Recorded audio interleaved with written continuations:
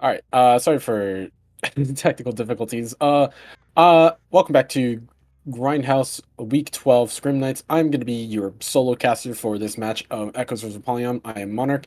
And first up, we have originally Raider on the Deathslinger on Wrecker's Yard, killing for the side of Team Echoes, as we can see here. They're running a pretty standard build of Corrupt and Pain Rose and Pop. I mean, not Pain Rose and Eruption with Agitation to help confirm some of those hooks, especially on a map like Wreckers, where the basement, with Agitation, the basement can be reached from pretty much anywhere, and that is a very dangerous spot to be hooked as Slinger. Currently, Raider is just looking around the edges of the map, trying to see anyone stealth within their corrupted area. They do not see that, but however, they find two survivors over at 11, instantly working on the 11 gen. Is he here? They both go towards this 9 tile.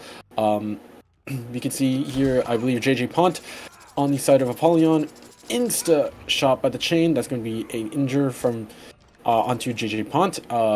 He's going to keep chase around this 9 area. A good prediction shot. However, JJ Pont did not immediately go for the window, and therefore was just a little slow on the timing. Goes again for a round the corner shot, but however misses. JJ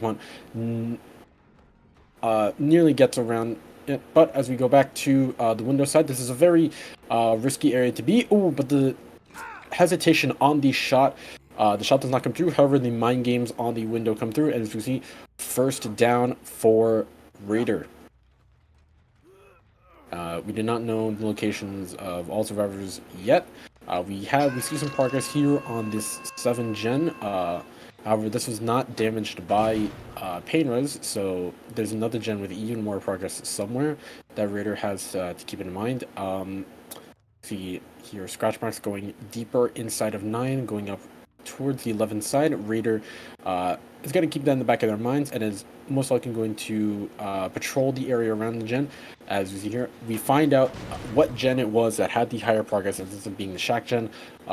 Judging by the amount of progress, I'm assuming that that was doubled, potentially doubled by 2 survivors.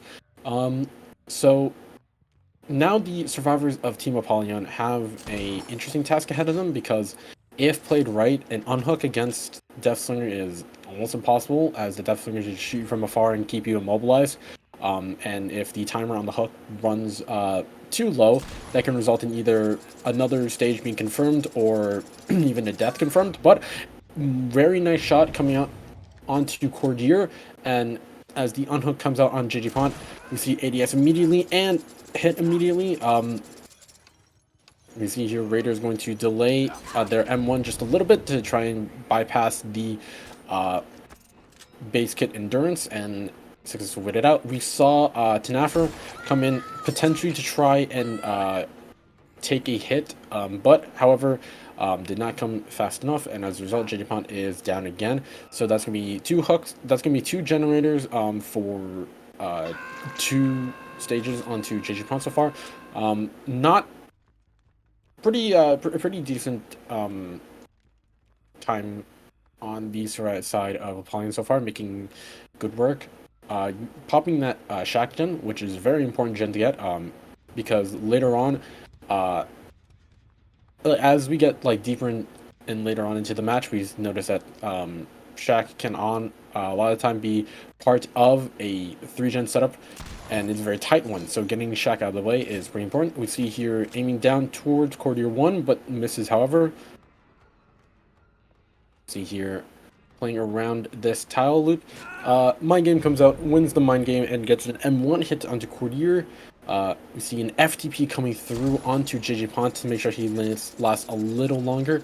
We see here, ooh, great play for the set of Apolloyon. As you see, Tavo actually put himself between JJ Pont and the rock to make it so that JJ Pont cannot go any further. So once that chain breaks, JJ Pont gets more time. That was a very good play. However, JJ Pont opting to hide inside of a locker with head-on, but Raider caught onto it, and that is a death already. So we have a death at 3 gens, and we have all the survivors of Apolloyon injured, and one of them is actually broken after that FTP. So this is most likely going to be reset coming through, a double reset onto Courtier 1 and Tanafer potentially, but no, as we can see here, Tanafer was actually working on this gen, and that's going to be another down and another pain res. We see Tavo's broken stats effect is now over, so we could potentially see a double reset coming through from Courtier 1 and Tavo. And that's going to be a pain res hit on that 3 gen, so we know. So now Ryder knows that this is the gen with the highest progress. As we look at our gen spread, we see a lot of gens towards the bottom side, so we know that Apolloyon survivors are going to be thinking about trying to take chases more towards top side to buy as much time as possible to get these bottom gens done. Raider, yeah, with that Shack gen gone, the potential 3 gen that he has to work with is much less tight than he would like. We see a lot of progress on that 3 hill gen, way more than I think last time. So there could be potentially someone sneaking, working on it, or there could be a double reset happening. We see Tavo is fully healed now, and so that's going to be Courtier. So they were, in fact, they let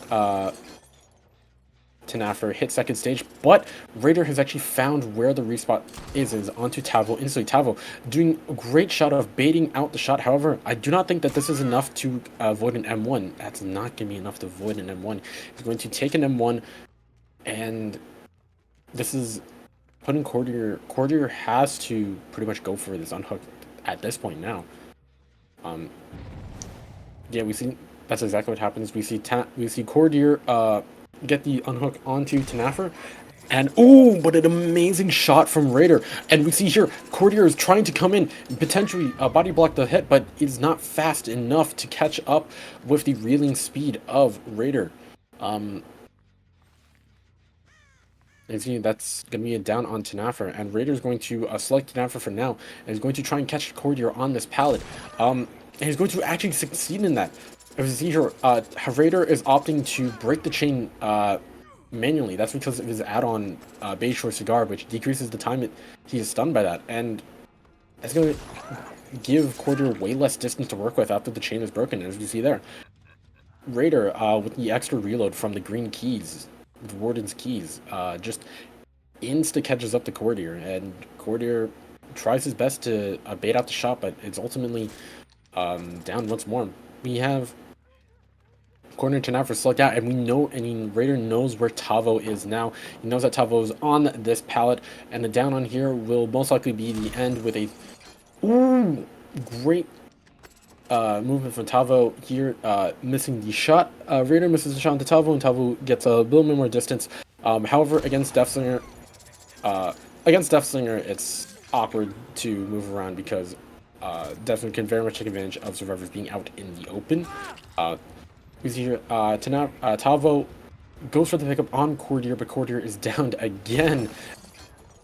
Ooh, misses the shot onto Tavo again around the corner. At this point, Tavo can only bounce back between his injured teammates, and that's exactly what's happening right now. Once again, Tavo goes around to pick up Tanafer, but his Tanafer is just downed instantly. Raider is looking for a pretty faraway shot onto Tavo, and Tavo, despite his best efforts of trying to have more an unpredictable movement to try and bait out the shot, unfortunately does in fact go down, and Raider knows where the other 2 survivors are down right now, so this is going to be a 4K3 on a records yard for Raider. Very good result. This is a pretty this is going to be kind of tough to match with whoever Apolloyon sends to kill, especially if Apolloyon survivors can potentially do what the Echo survivors are trying to actually wait. Sorry, I messed up in my head. No, if the Echo survivors can manage to play a bit more altruistically and try and go for those hits, try and do what the Apolloyon survivors are trying to do, and get in between themselves and the Deathslinger and whoever's on the chain, then they might be able to last a little longer. But overall, again, great performance by Raider. Some very nice shots coming through. Yeah, Deathslinger is one of my personal favorites matchups because I don't know. I personally like playing Deathslinger. He's one of the only killers that actually requires a sensitive aim, which my FPS routes very much enjoy. So this next game and this game are going to be a treat. Welcome back, Survivor and Killer Mains all around. We have the second set of Deathslinger in this set of Echoes versus Apolloyon. Here we have just Adam on the side of Apolloyon, killing on the Deathslinger, and we have the survivors of Echoes out here now. Just Adam immediately spots someone in the edge of immediately spots someone at 3. Is checking the edge of the rock at 3, perhaps trying to catch the survivor stealth there, but does not find anyone, and instead allows Raider the time to actually run from 3 down to a safer tile over at 6. And is taking chase into the corrupted zone. We see balanced landing coming from Ridley, but Raider is not fast enough with the balanced landing to dodge a bullet, and that's going to be shot hit, and that's going to be an injure onto Raider. Fantastic shot from Adam. Chasing him to stay around here. Ooh, Raider's in kind of a tough spot if he cannot make it to the pallet in time. If he gets shot like that, great shot from Adam again through the rock and the tree, hitting Raider from a pretty nice distance, and that's gonna be a pretty early hook for just Adam. If you remember, the win condition for this set for Team Apolloyon is a 4K4, and if we want to tie this, it's a 4K3. So if they really want to play for that win con and sort of win this set, Adam does need to play at a pretty fast pace and needs to land a lot of these shots to end chases faster. The way that Raider is hooked, he's hooked roughly around Shack and a couple other areas as well. We see here there's going to be Pop and Eruption put onto that gen. We see a very early unhook coming out from Echoes, and Raider is once again just going to run straight into this 7 like tractor area, and this makes sense for Raider, as we saw earlier. He is the one with balance landing on, so if he can make it to the top and balance landing out the window, it's gonna be a lot of distance made. That's gonna be early pre-drop on the pallet. I believe this is also Lucky Break coming into hand. We do not see any scratch marks coming from Raider, so Raider is making sure that he does not have a lot of direct line of sight from the Adam. Breaks that is a great dodge from Raider. Dodges it at like the last second and is able to live a little longer. This is a great chase coming from Raider here. He's lasting very long. Knows exactly what he's doing. Breaking LOS a lot of the times. Misses the shot again onto Raider. Raider's doing phenomenally in this chase. Makes it to a pallet. Is going to pre-drop it. And Adam's going to decide to just break it because he knows that Raider is zoned towards his edge map. He's going to go for another shot between the trees and the rocks. Is not going to commit to it this time. Gonna ADS to try and force Raider into unique pathing. Instead, just going to go for an M1 on the Raider. As we can see here, Raider lasted a long time in that second chase, and as a result, we see another gen pop. So that win con for Apolloyon is already crushed. They still have the potential to tie this if 4K3 happens, but yeah, no, that was a really great chase from Raider. We see here spots another survivor by the 7. That is a fantastic shot from Adam between the gaps of the crane and like the body of the crane to hit Toy. That is a phenomenal shot. We see here in Honda coming onto Raider. As we see here, it is going to be Yusuke pops FTP onto Raider because Raider is going to be the tunnel out target this time around, and so with another health state, it's going to last a little bit longer. This time around, Adam does not miss the shot, and he's going to headshot him.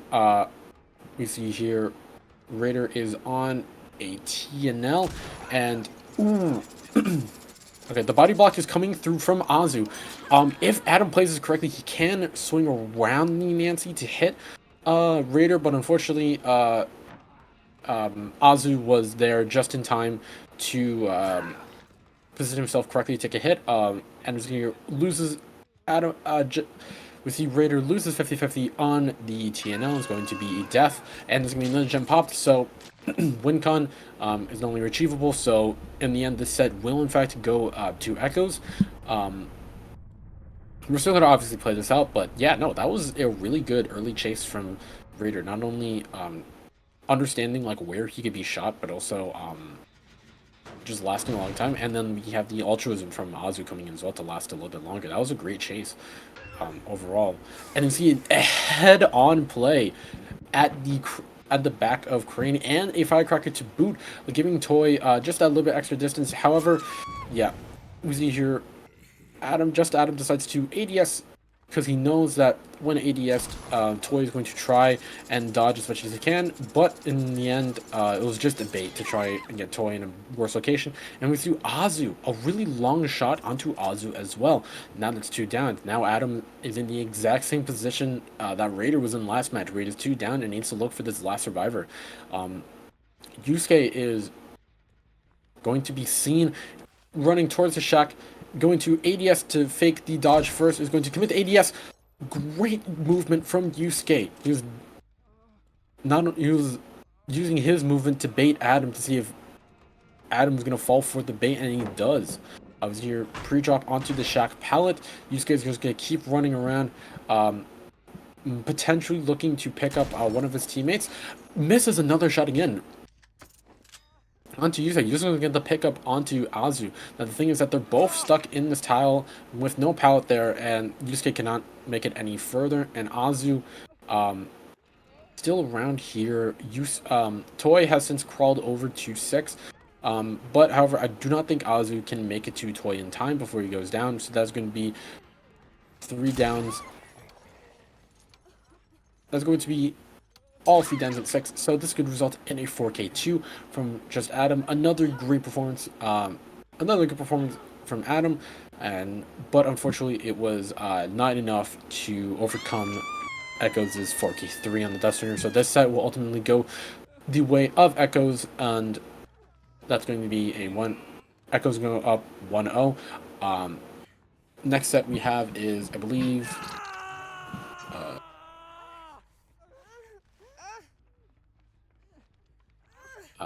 so after this match, we have a Wraith set on Dead Dog Saloon.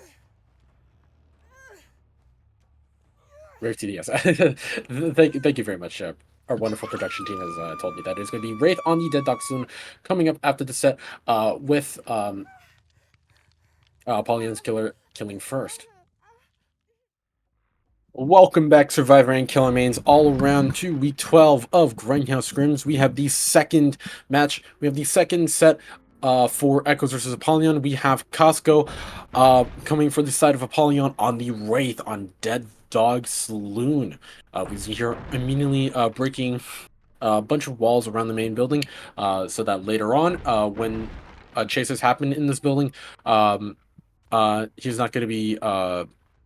the Wraith is not going to be struggling as much around here, and we see once again we have a tight regen around the gallows, which is the main defining feature of Dead Dog Saloon. Is that pretty much guaranteed tight regen? We see here an early chase and a hit coming onto Yusuke at the water tower. Opting to stay at water tower. It's going to break the pallet to zone Yusuke, and I don't know if Yusuke actually ends up making it to this pallet. He's going to be cutting it very close. He does making it, so he's pretty safe on that, but pre-drops it and goes for the mind game on the pallet and ends up downing Yusuke. That's going to be an early down for Costco here. Let's see here. Pain Rush coming through on, you see it blow up the main generator. We see scratch marks around 5 heading towards 4.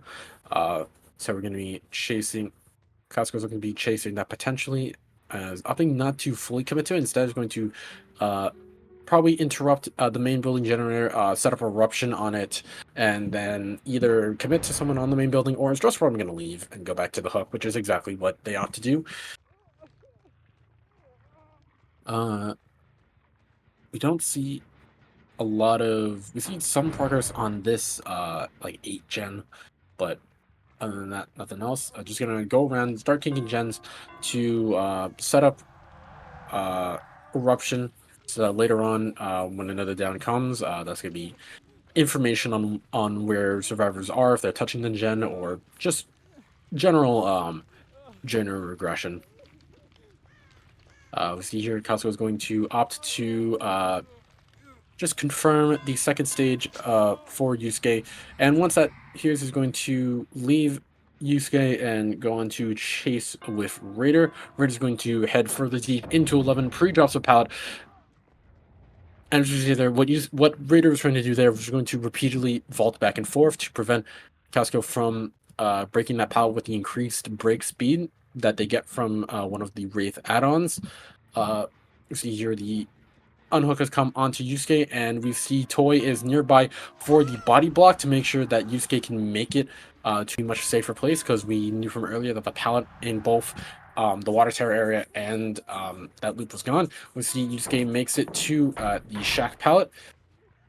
So potentially we see a FTP play coming through on the dropped shack pallet from Azu. Azu is going to leave and allow Yusuke that extra hook state in order to prolong the chase a little bit longer, but ends up getting mind gamed, or honestly, from my perspective, it looked like Yusuke mind game himself on that wagon pallet. So that's going to be another hook, and since Yusuke hit second stage earlier, that's just going to be a death. So we have a death on Yusuke at 3 gens left. But, however, one of the gens that was popped was one of the gens connected to the Gallows 3 gen. That was a gen towards 8. So now Costco doesn't really have that 3 gen to work with. You see here, we're going to chase Azu, the broken survivor from FTP, around the TNL. Goes swing to the TNL. Ultimately does not get the timing right, and Azu is going to make it out with their life. It's going to drop chase on Azu, looking for someone nearby. Here's Toy's injured noises, and Raider is going to be nearby to take the hit instead, to allow Toy to get further away. And instead, we're going to drop chase, the potential chase, onto Toy and just go straight for Raider. Raider pre-drops a pallet really early. Going to break it really fast and make it towards this TNL, but it's going to end up dropping a Raider once again. Costco really wants to just appear out of nowhere, uncloak, and use the extra movement speed to just get these really fast hits. He's going to play in a more hit and run play style, which makes sense when you consider that they brought Sloppy Butcher. Oh, a medium vault, I believe, coming in from Toy, gaining some extra distance, but ultimately is going to just take the down near the edge of the map. We saw Raider and Azu a little earlier. I don't think that either of them can be on a generator right now, so Costco doesn't not have to worry about like any of that. Yeah, we catch Azu on the edge of 9-sided street and doesn't have any other pallet. The pallet here was dropped before, so doesn't end up making it to the main building window. So now it's just gonna be all down to Raider to potentially pick up Toy and Azu, but Casco has this just increased movement speed from the while cloaked as Wraith, and it's going to be able to find Raider really fast. Raider might potentially be able to get the pickup on Toy beforehand, and he is in fact going to, but it's going to trade his life in the end. We see Toy running towards Shack, but Shack pallet was thrown and broken earlier, so Toy does not have a lot to work with. There's not really any pallets left. This wagon pallet is still up for him to use. We see Costco going for a bit of back and forth mind game to try and catch Toy off guard, but Toy does not fall for any of that. And I see the wall here was broken, which makes this shack window a lot less safe to work with. And that is going to be a down onto Toy, and that is going to result in a 4K2 for Casco on the Wraith on Dead Dog Saloon. A very solid performance, especially towards the end, where Casco was just going for those uncloak hits.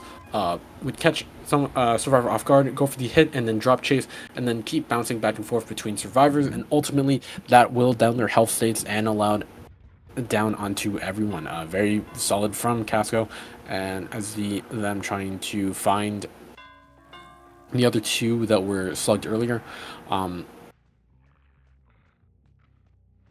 Now, I believe that the way that the bleed out rules work, and the Grindhouse rule says that as long as the survivor was hooked beforehand, if they bleed out, it's going to count for all hook stages. But if you see in the bottom right, uh, they Casco still has 2 pain res tokens left, which means that 2 survivors have not been hooked yet. So if Casco cannot find these bled out survivors in time, that's not going to count for their hook stages.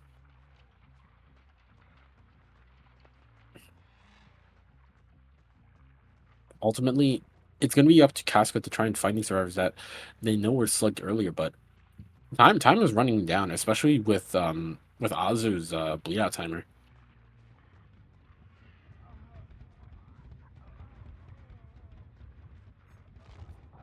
I think we've heard a little bit of there was still able to find Raider, but as for Azu is so far away. Azu was able to crawl all the way to 12 side when they're originally down. I believe they were down in front of main. That is an incredibly long distance. Let's see here, if Casco chucking Shack just in case, even in case Azu decided to just crawl into Shack. Casco is going to start heading up towards the top side. And this is where we know that Azu was. So unless Casco's managed to find Azu on the edge of here, that's going to be... Oh. I think Azu was end up found out. So that is indeed going to be no bleedouts today. No fresh hook bleedouts today. So that's going to be 4K2 secured on Wraith and Deadlock Saloon. So very, very good performance from Casco once again. So next up, we're going to see survivors of the side of Apolloyon coming out to kill, to survive against whoever Echo sends out to kill on Wraith.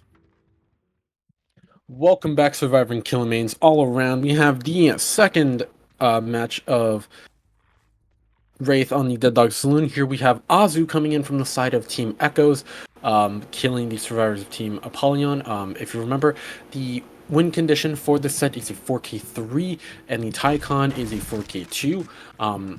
We saw that towards the end of Casco on that Wraith, he was able to just bounce back and forth between survivors. So we'll see if Azu is able to recreate that. Azu is just checking their 3-gen ahead of time. They're checking their corrupt area, trying to see things forever stealthing it. Here we see, once again, the RNG of the generator spawns was less favorable to Azu than Casco because the 3rd generator of that Gallows 3-gen is a bit further away compared to the gens of Gallows or 8. Who's here? We catch our first survivor item teching at a pallet so that they don't get Croza over their head to stealth out Corrupt. This is okay. Here we see a body block coming through from Azu. Perfectly, we're able to block the window so that JJ Pont could not take that window, and going to end up taking a hit. We see here, Chase continues onto JJ Pont. JJ Pont is going to try and get the window for the second time, and is going to be able to succeed that time because he wasn't being body blocked by a Wraith. Back to this pallet. JJ Pont only has this pallet to work with, and yeah, not very safe pallet. It's going to be down onto JJ Pont. And considering that what JJ Pont was doing with item teching to prevent AFK crows, I wonder if anyone else was doing the same thing around the corrupted area. We see that 2 survivors have opted to double the main generator to get out the way. Tavo falls, and Oz is going to look to chase up, but is going to turn back and is going to go up and probably just kick the main gen and then go on with the day. Actually, no, the main generator has not stopped regressing. We see Adam on the Adam on the Ada here. Oz is going for another body block. Is successful. Body blocks that window, but it does not body block the window on the side of main, and Adam's going to make it just in time to avoid taking a hit. Azu's going to stay around JJ Pont's hook to confirm a second stage. And it doesn't look like anyone's going for the last minute trade. You can note just Adam on the Ada, back on the top side of the Dead Dog Saloon main building, trying to get back on that generator. JJ Pont is going to go to second stage, and Oz is going to leave. We can see the use of Repressed Alliance, a perk that you do not see often. That's gonna be Repressed Alliance on the main gen, so that Azu can't kick it. I believe that maybe Apolloyon survivors were concerned about Azu bringing Eruption, much like Costco did when they played Wraith, but Azu's not opted for either Eruption or Pop Goes to Weasel. So no concerns of those two perks. It's going to be a quick down onto Azu, the Bamboozle aiding them at the window. And we see Generator pop in the distance. I believe one of that was 12 gen. So once again, we do not have a 3 gen to work with around the main building. I mean, around Gallows. In fact, yeah, 2 gens have been popping around Gallows. I think that at this point, Azu has realized that and is going to start playing defensively around the main building gen a little more, as the main building gen is pretty close to some other gens. However, the way that this building is, the way that the main building works on this map, it is a lot harder to play around it. Wraith has a little bit of an easier time. Gonna catch just Adam leaving the main building, going towards Shack, and it's to drop the Shack pallet. And here we see Azu. Just Adam is going to repeatedly vault back and forth on the window to try and prevent a bamboozle, but is unsuccessful in that. It's going to apply Chem Trap onto that pallet to discourage Azu from breaking that pallet, and it's going to do just that. Oz is going to leave just Adam, and is going to go back towards the main building generator. We catch 2 survivors of Apollo. We catch just Tava working on it, and so that is WinCon gone. The best that now Azu can work towards is Tycon. We see Tavo playing around this main building. Another generator pops in the distance, so that is going to be WinCon. That's going to be WinCon not met for Azu, so that's going to be Apolloyon survivors taking the Wraith set, and is going to be 1-1 in the set overall. Here we see Azu chase Tavo around the bar area of the main building. Is going to end up with the down. So we see here a hook going to come through. Potentially a flashbang save from an attempted flashbang save from Naffer. We are seeing some very interesting perk choices coming in from Apolloyon survivors, taking in the likes of Repressed Alliance, Chemtrap, and Flashbang.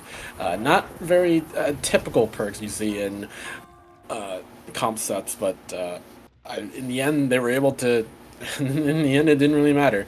This pallet is still Chemtrap, so. Naffer knows that, and knows that he can play around this palette a little more liberally, as he doesn't have to run the risk of Azu breaking it, and Azu's just going to leave that chase. Go towards T6 generator, the one that was hit with Pain Resonance.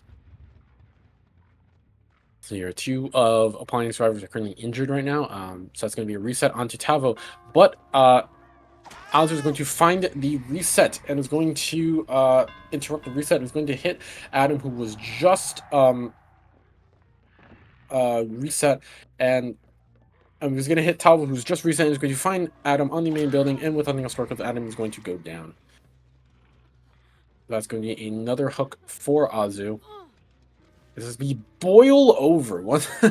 What? Okay, we're just seeing every unconventional perk choice in one set, apparently. Yeah, tons of unconventional stuff happening right here. We're going to get the hook onto Adam, and it's going to be finding Tavo on this generator.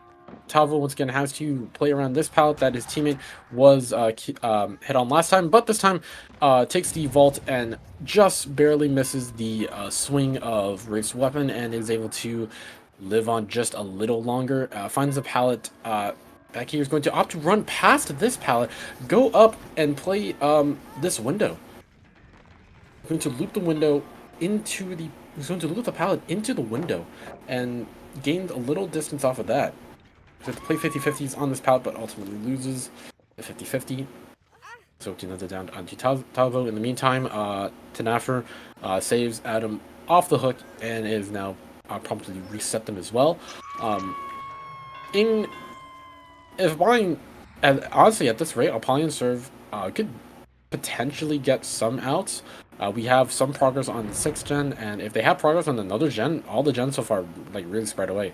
Sure, Wraith is a little faster in his cloaked form, but it still takes a it's not as fast as like a Blight or a Nurse to traverse the map. And as you see there, the final gen does indeed pop, and that was doubled by the last two survivors of the last two survivors that aren't on a hook or injured or anything from Apolloyon. That's gonna be a hit coming onto Adam, barely making it before we stunned the pallet, and Adam's going to once again slow vault this window to prevent any bamboozle shenanigans and gain a little more distance, but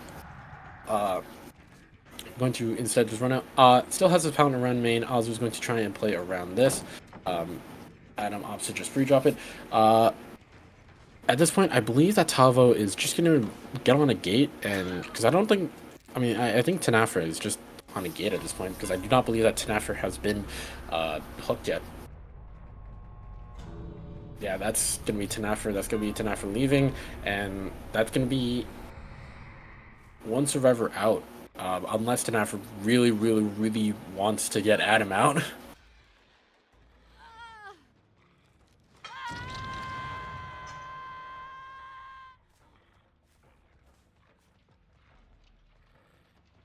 I believe that's just going to be Tanafer leaving.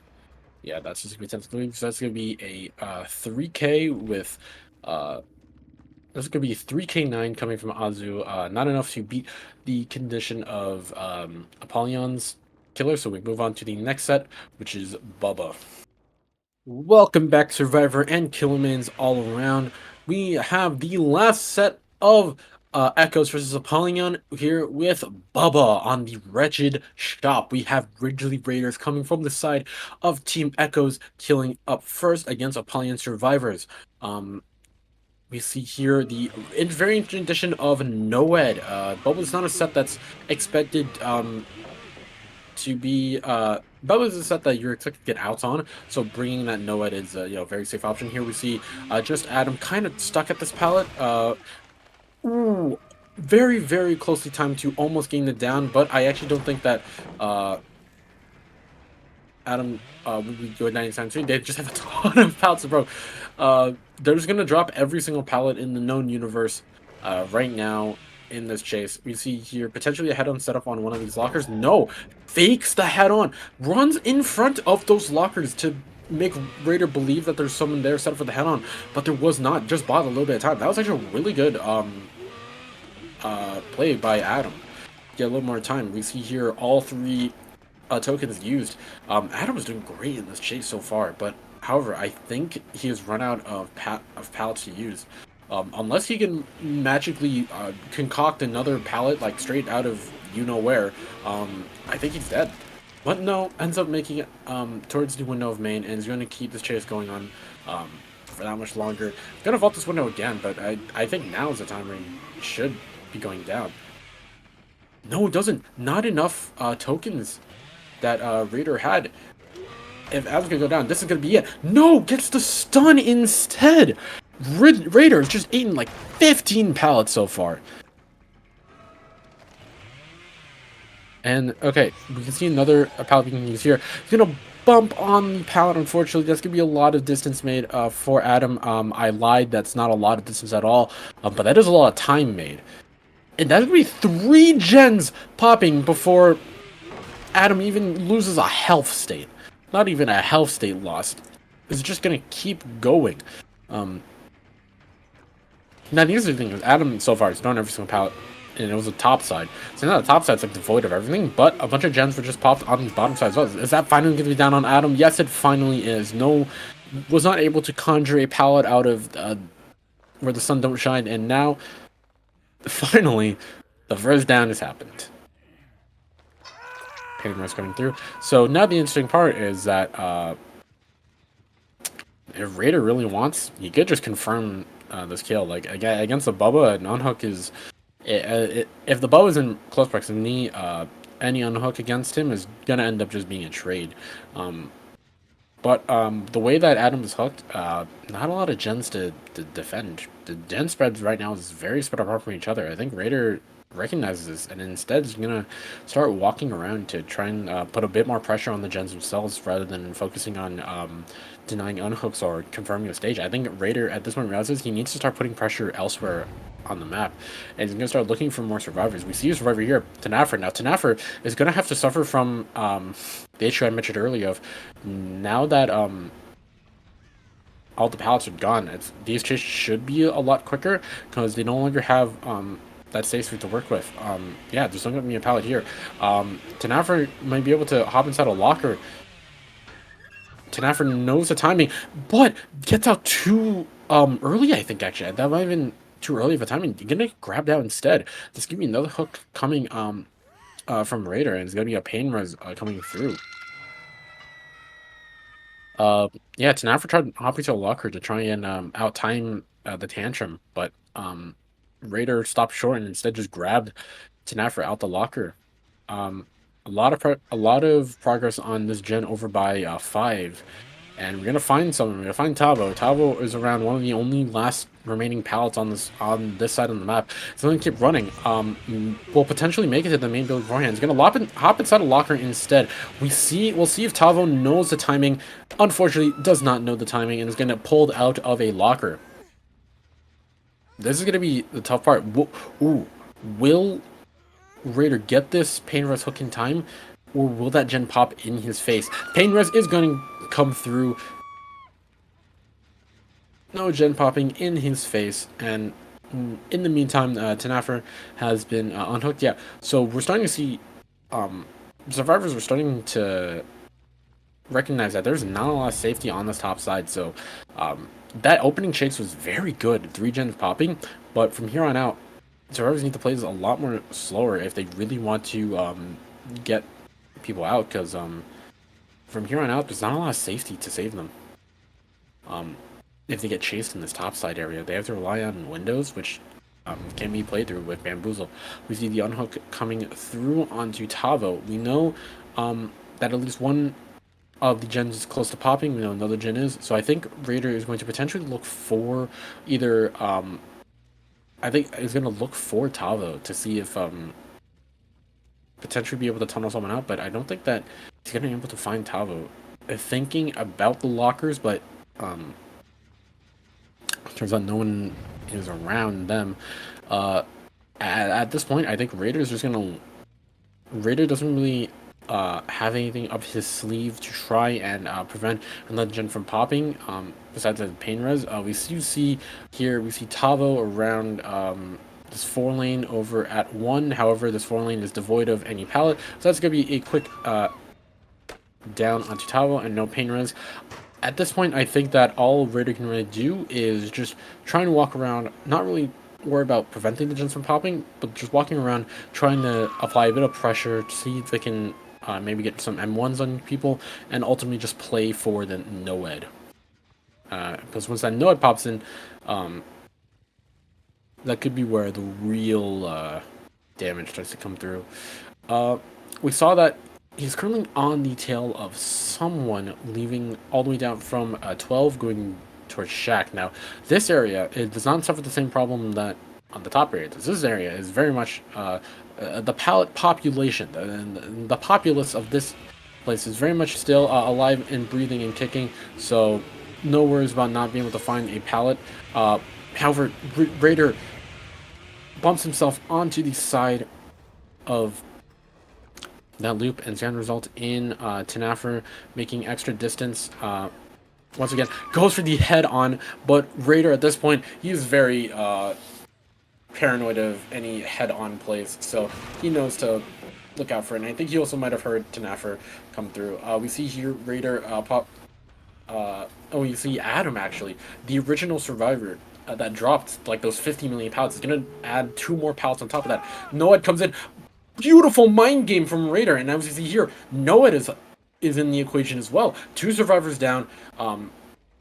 Cordier and Talvo might honestly just say cut their losses and try and get this 2 out, but with this extra 4% haste on Raider, he might actually be able to interrupt this gate before they be able to. Yeah, only one of the lights is on in this gate, and he knows that Survivor went this way. Let's get down onto Cordier, and Cordier's a fresh hook, so that's be a fresh hook for Raider, which could matter in the long run when we're talking about win condition. He's going to end up picking Tafo, so everyone else is up now. Everyone else is up now, so one of the gates has a little bit of progress on it, but not too much to the point of you can risk just sticking to it and hoping that you won't the bubble won't catch up to you beforehand. Noed is down, but however all the survivors are injured as well, and in an endgame scenario like this, I think that the survivors of Apolloyon should just cut their losses and try and get a 3 out. The win con is going to be a little harder in that case, but in a scenario like this is where Bubba shines. If y'all know the days when the anti-cam feature was in the thing, those basement Bubbas that would just chill in the basement, camping those hooks. This is exactly what Bubba's power is really good at, just putting a lot of pressure on survivors to make sure so that they really can't go for these unhooks. So now all that Raider needs to do is bounce back and forth between this gate, the other gate, and Adam's hook. And I think, oh, they actually go for the unhook on the Adam. Yeah, Adam's unhooked, but I think that's gonna be a trade. I think Adam's Cordier is unhooked by just Adam, but wasn't able to body block Adam. So I think that's just gonna be a trade for Adam for Cordier. So that's going to end up in a 1K, what's that, 1K, that's like a 1K7 coming out from Raider. If Noed lasted a little longer, we would have been able to see a bit more, but we'll see how Apolloyon's killer does against Echo survivors. Welcome back, Survivor and Killer mains all around. We have the final set of Echoes versus Apolloyon. We have Tanafer coming out as the Bubba killing for the side of Team Apolloyon. Now we have the survivors of Team Echoes out here. So the win con this time around is more interesting because it was not a 4K, a clean 4K at a number of gens left. It will instead be counting stuff like actual hook stages themselves and fresh hooks essentially and kills. So the win con this time around is a 1K 10, which I'm looking at spots. I think that ended up being like a 2K 10. Yeah, that'd be a 2K 10. I think it's the win con, and with all fresh hooks as well. We see a chase immediately onto Toy. Now we will see if Toy is able to replicate what just Adam did, and that they just threw like every pallet in the known universe. Already off to a good start. Toy dropping 1, not as much as every in the known universe, but you know it's we all start from somewhere. Toy having the early drop again, but this time Snaffer unfortunately revved their chainsaw a little too close to the tires and ended up almost immediately getting they almost immediately tantrumed. Now we see here Tanafer once again going to just instead opt to break that pallet, and we wonder if Toy has another pallet to work with here. If they don't, then they're kind of screwed, but no, Toy in fact has another pallet in the known universe has been dropped. Now here's an interesting part about Tanafer's choice of parts is that they didn't opt for Bamboozle, they instead opted for Rancor, which will allow them to kill the Obsession if all the gens are popped. So potentially that could confirm at least 1 kill, which is one of the conditions needed to win the set out. We'll see here Chase coming on to Yusuke. Yusuke is going to run straight to the pallet. He's going to drop it down, but Tanafer is opting not to break it. Instead, is going to zone, potentially to try and zone Yusuke back towards the main building, because he knows that the main building has a lot of progress on it, but it's not going to be able to effectively get Yusuke anywhere. He sees another addition of Rancors that you see this positions of all survivors after Gen is popped. So he knows that someone is around the main building. He's going to chase Raider, and unless Raider can make it to window in time, he makes it to window, but no life to save him. But he doesn't need life. Tanafer runs out of charges just in time, and Raider's gonna come in with the stun onto Tanafer. That can buy a little more time. You see Raider opting to take Chase away from the main building. He wants someone to potentially Raider greeted that pallet a little too hard, trying to get the stun, and instead ended with a down. So that's gonna get down much earlier than the last set. And unfortunately, yeah, that was a down near a generator. Tanafer's already off to a better start this time around, because he has not only two gens very close to each other. He's going to use his chainsaw for mobility. I think he's playing the wrong killer. Should have played Billy instead for mobility. But we see here Tanafer has a hook in the middle of three kind of close gens to each other. He's in a pretty good position. He has a gen here at 6, his another one at 6 is 1 over by 5. So there's another gen that pops far away, but yeah, no. Raider is on the hook, and Raider's not the obsession, which means that if they decide to just leave Raider for dead and pop all the gens instead, when it gets to that point that Rancor is active, it's going to be someone else that is potentially Moriable, which could be the difference maker. Echoes is in a really awkward spot right now. The Echoes is just like, they can choose to leave Raider behind, but assuming that Yusuke is aware of Rancor, the tell would be that Yusuke sees the aura of Tanafer after every gen pops.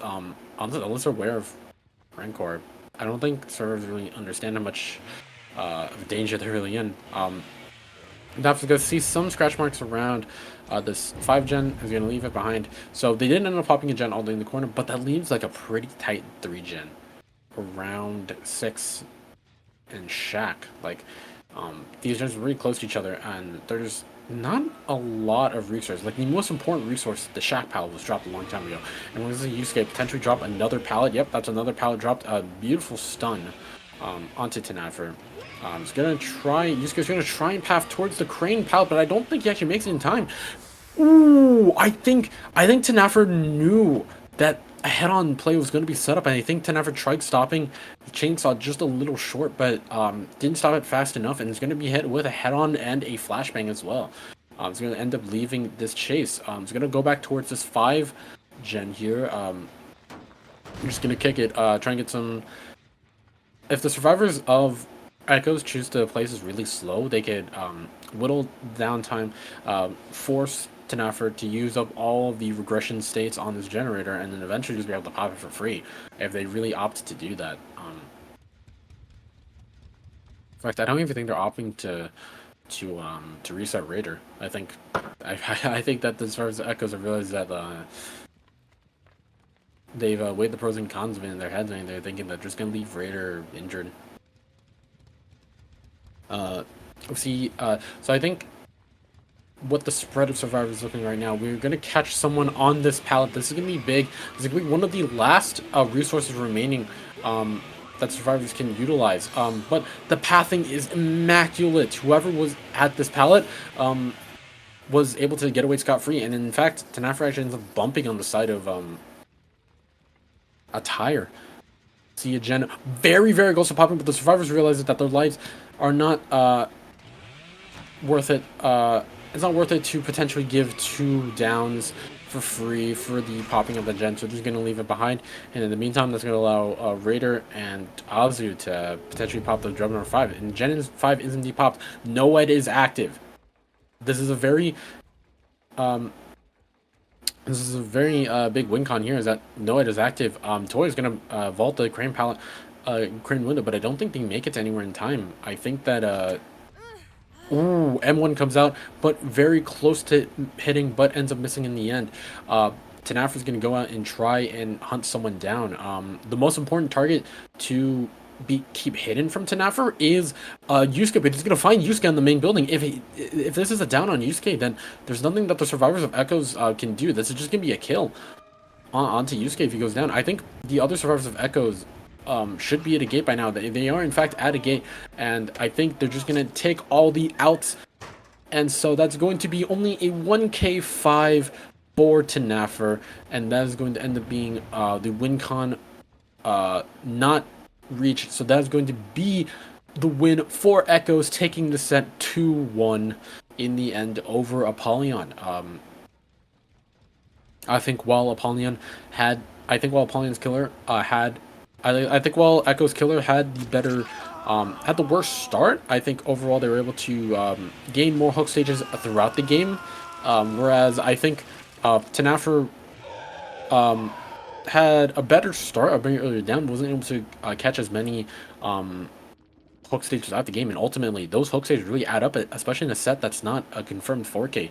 So that is going to be the win for Echoes, and stick around because we have, I believe it's Chads versus Verlassen up next.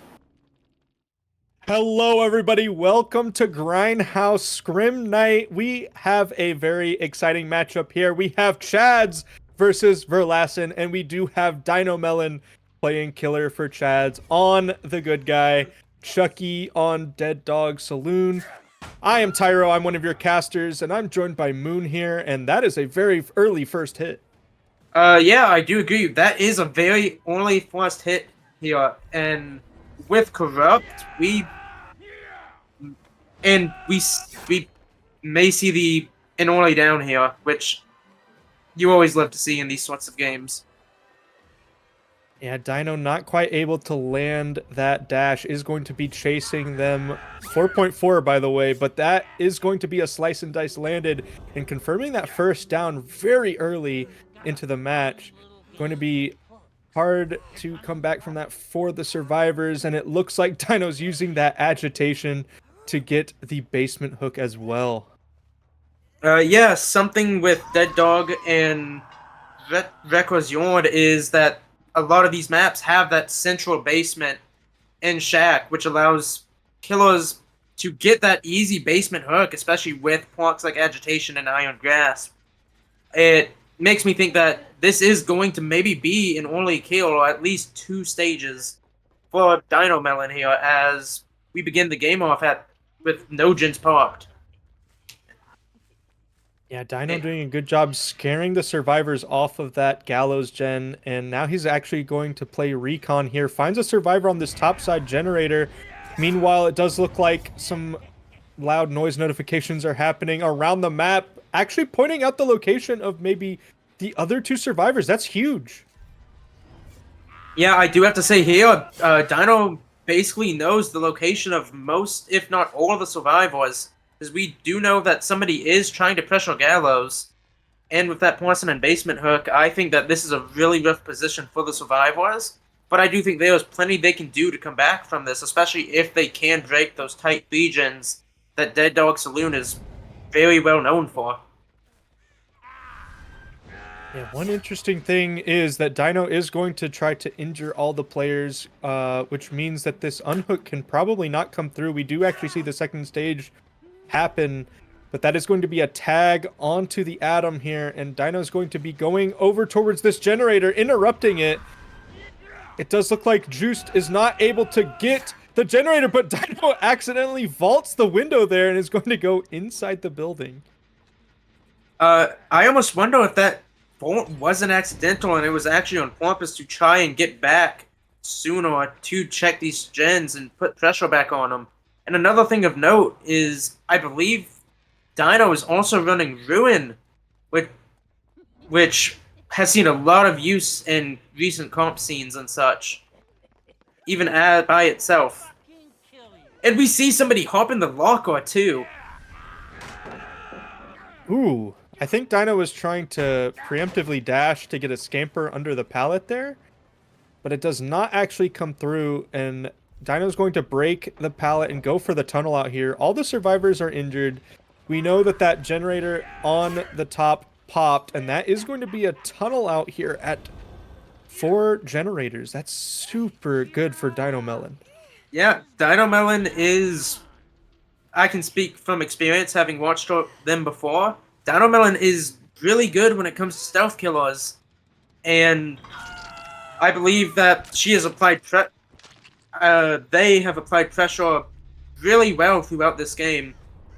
And with all the survivors being injured, except for Adam, it seems they do choose to go ahead and reset there, which means that that is time spent not walking gens, which, yeah, triple reset there. So we knew what they were doing, and we find the Adam. Yeah, that is extremely good find for Dino. Going to be getting that injury, not falling for that firecracker, just going to be chasing around the top side of the map. We do have that window vault, but Dino's actually going to vault back inside and maybe use the stealth, actually catching the Adam off guard. Adam's going to be forcing the locker here, but that is going to be a down for Dino as well. And this whole time, no one has been on a gen because of that reset. That's Ruin just ticking away. Yeah, and I mean, I think that's one of the big reasons we are seeing Ruin a lot more in the scene today is that it lasts past when you kill a survivor nowadays, and the fact that if it's not found, it can apply massive pressure to these gens, especially with a killer who is map-wide oppressive, like Chucky. Yeah, Dino is doing a very good job just landing all these dashes. A little bit of a fake, but Dino does not fall for it. Is going to get the down. And now with a survivor on hook and a survivor down, Piao over there is probably shaking. Does actually go for the unhook and is going to probably try to get some more gen pressure. But again, that whole time rotating for that save, like that's just ruined any progress that they had. Getting just destroyed.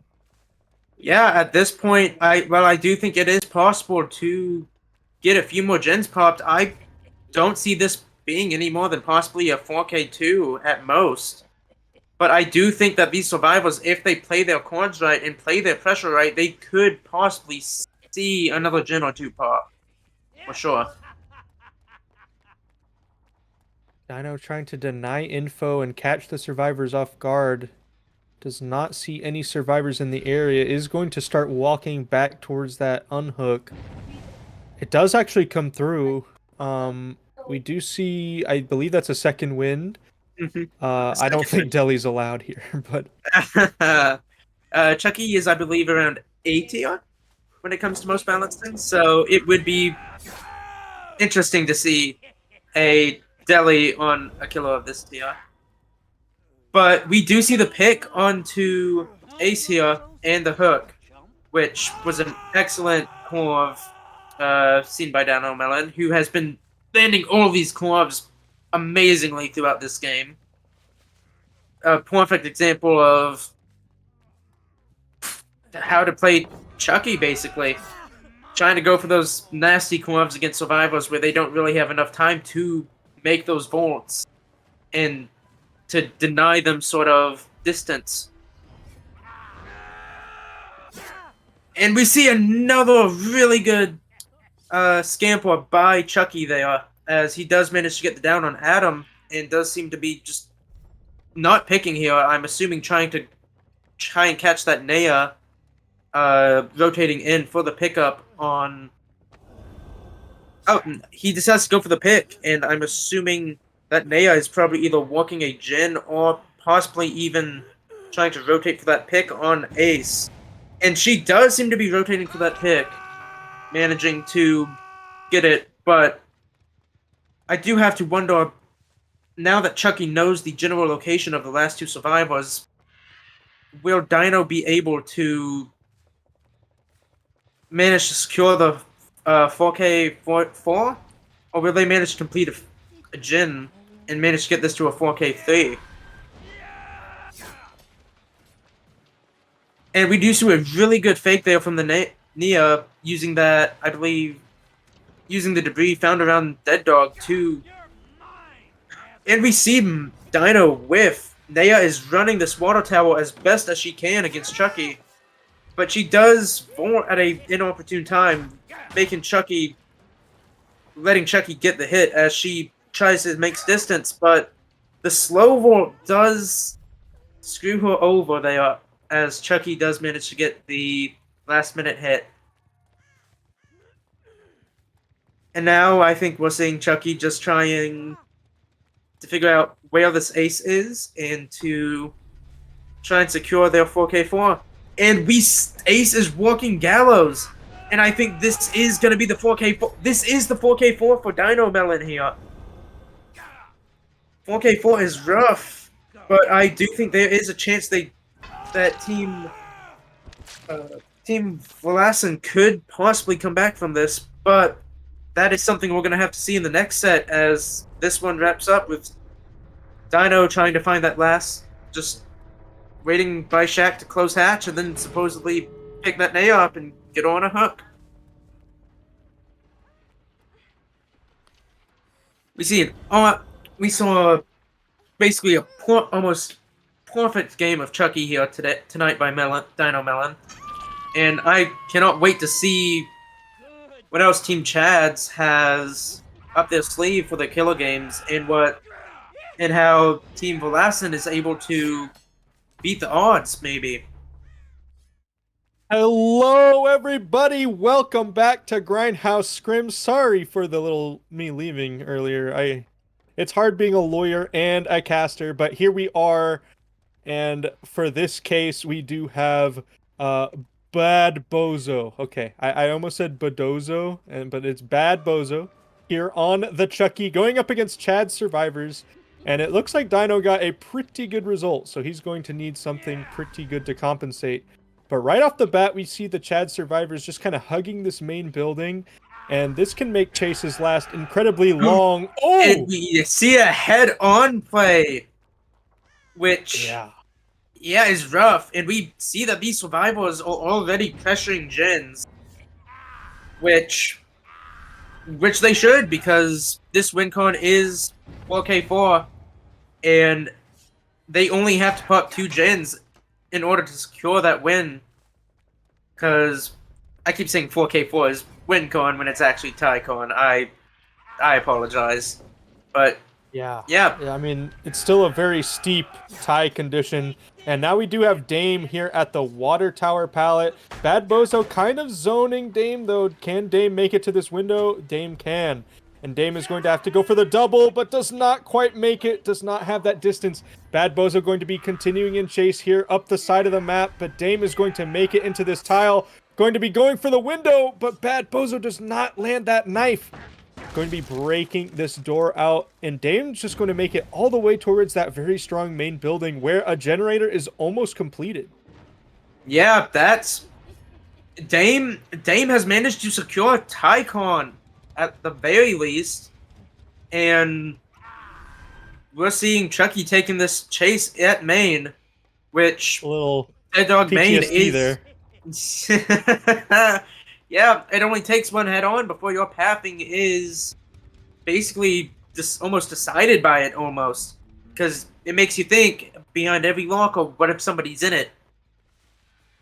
And we do catch, I believe, Rain? Yes, we do catch Rain here. Ooh. With a whiff, too. And yeah, this is... Bozo is in a very bad spot here. Yeah, unfortunately, that slice and dice gets juked by Rain, and Rain's doing a very good job just holding distance. Bad Bozo not able to capitalize with that slice and dice. Going to be a gen pop in return. And Bad Bozo is over here onto Dino, who has nothing. Is going to have to go for a dodge, but does not quite make it. Bad Bozo going to land the knife. But the Chads are doing a fantastic job just denying these downs until the generators have popped. That is going to be a down onto Dino out here in the field. Are we going to see a pallet save? No. We don't, but do we maybe... Ooh, we see the attempted flashbang save by Haydon, I believe. And it does not go according to plan, but Chads has managed to secure WinCon with that last gen pop. So yeah, Chads may have won, but I don't think Bozo is doing too bad at all so far. And I can expect to see them play decently well at least. Oh god. Yeah, Bad Bozo going to be checking the generators over here, kind of staying around the hook, but is a bit far away now, which could open up a save. Meanwhile, Rain is going to be lithing into that TNL, going to be going away from that generator and running up the map. Bad Bozo does not want to commit, is going to go back towards that unhook. And it does not look like Chads. No, Chads actually do pull last second. And that will be a tag onto Dame as well, but that means that the tunnel out in Dino is actually going to get away here. And Bozo's not actually going to commit to Dame either, is going across the map. We are going to find, I do actually think that is Dino here with the tunnel out. Bozo's trying to line up that dash, is going to get that vault into the main building. Oh, but misses the slice and dice, and Chads are playing this extremely well.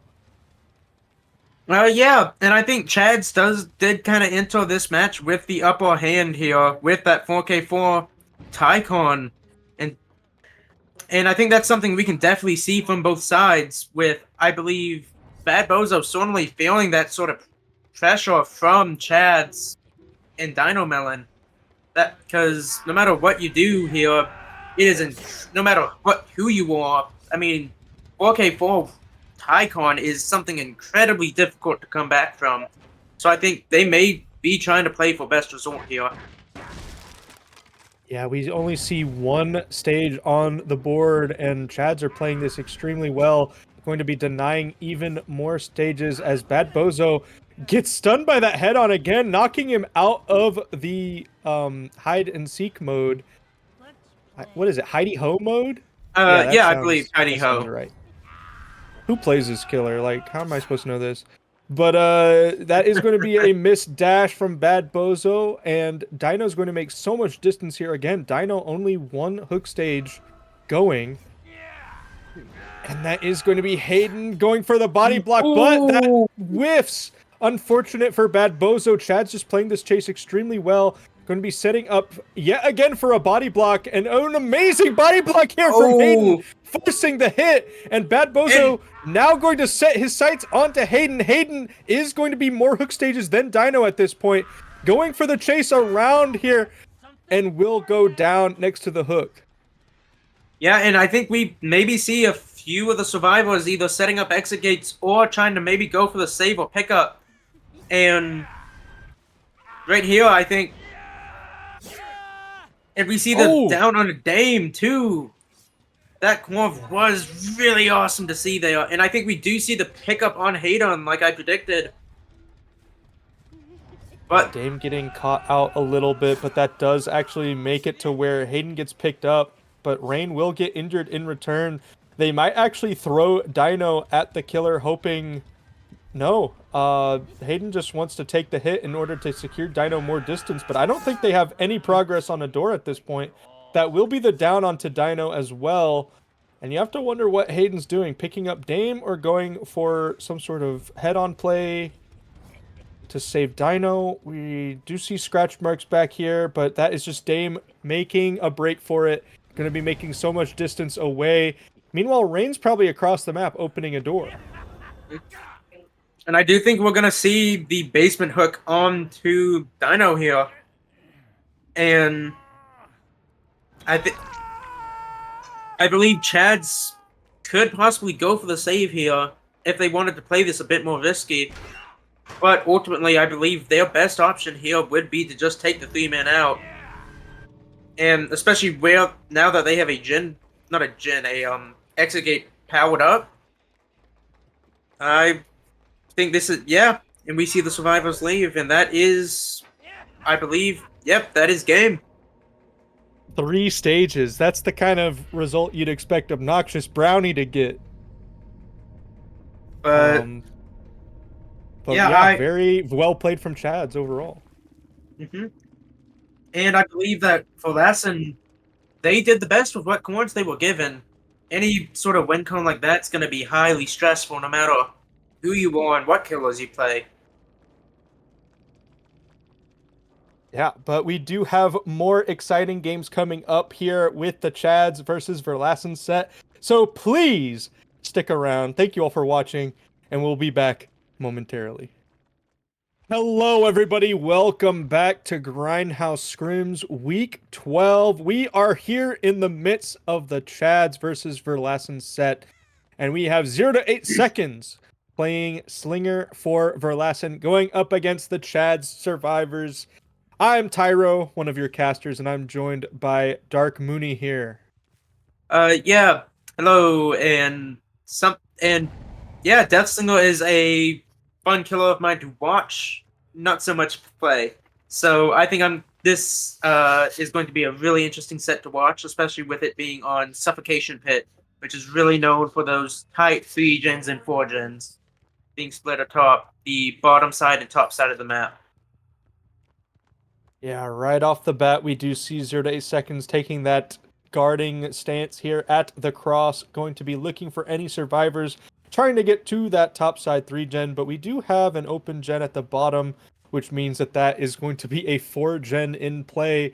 If 0 to 8 seconds plays this well enough, that could be extremely hard to break, especially with how frequently so little resources can spawn at the bottom of Suffocation Pit.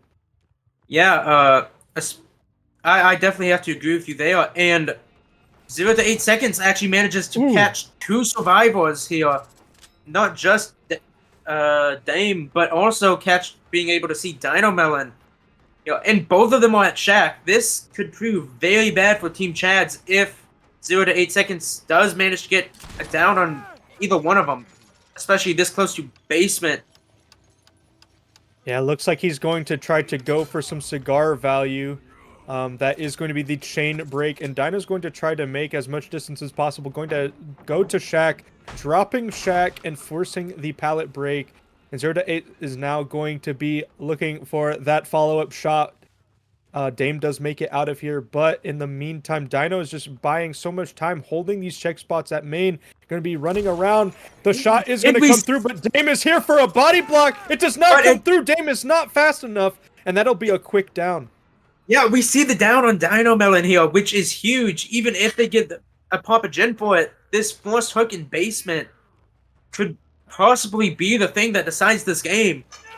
And especially now that we know that Dame isn't working on a gen now because they went for the body block, or Dame wasn't working on a gen because of it. And we catch, I believe, Rain. Yeah, we catch Rain rotating in for that gen at, I believe, 3, I believe, maybe 5.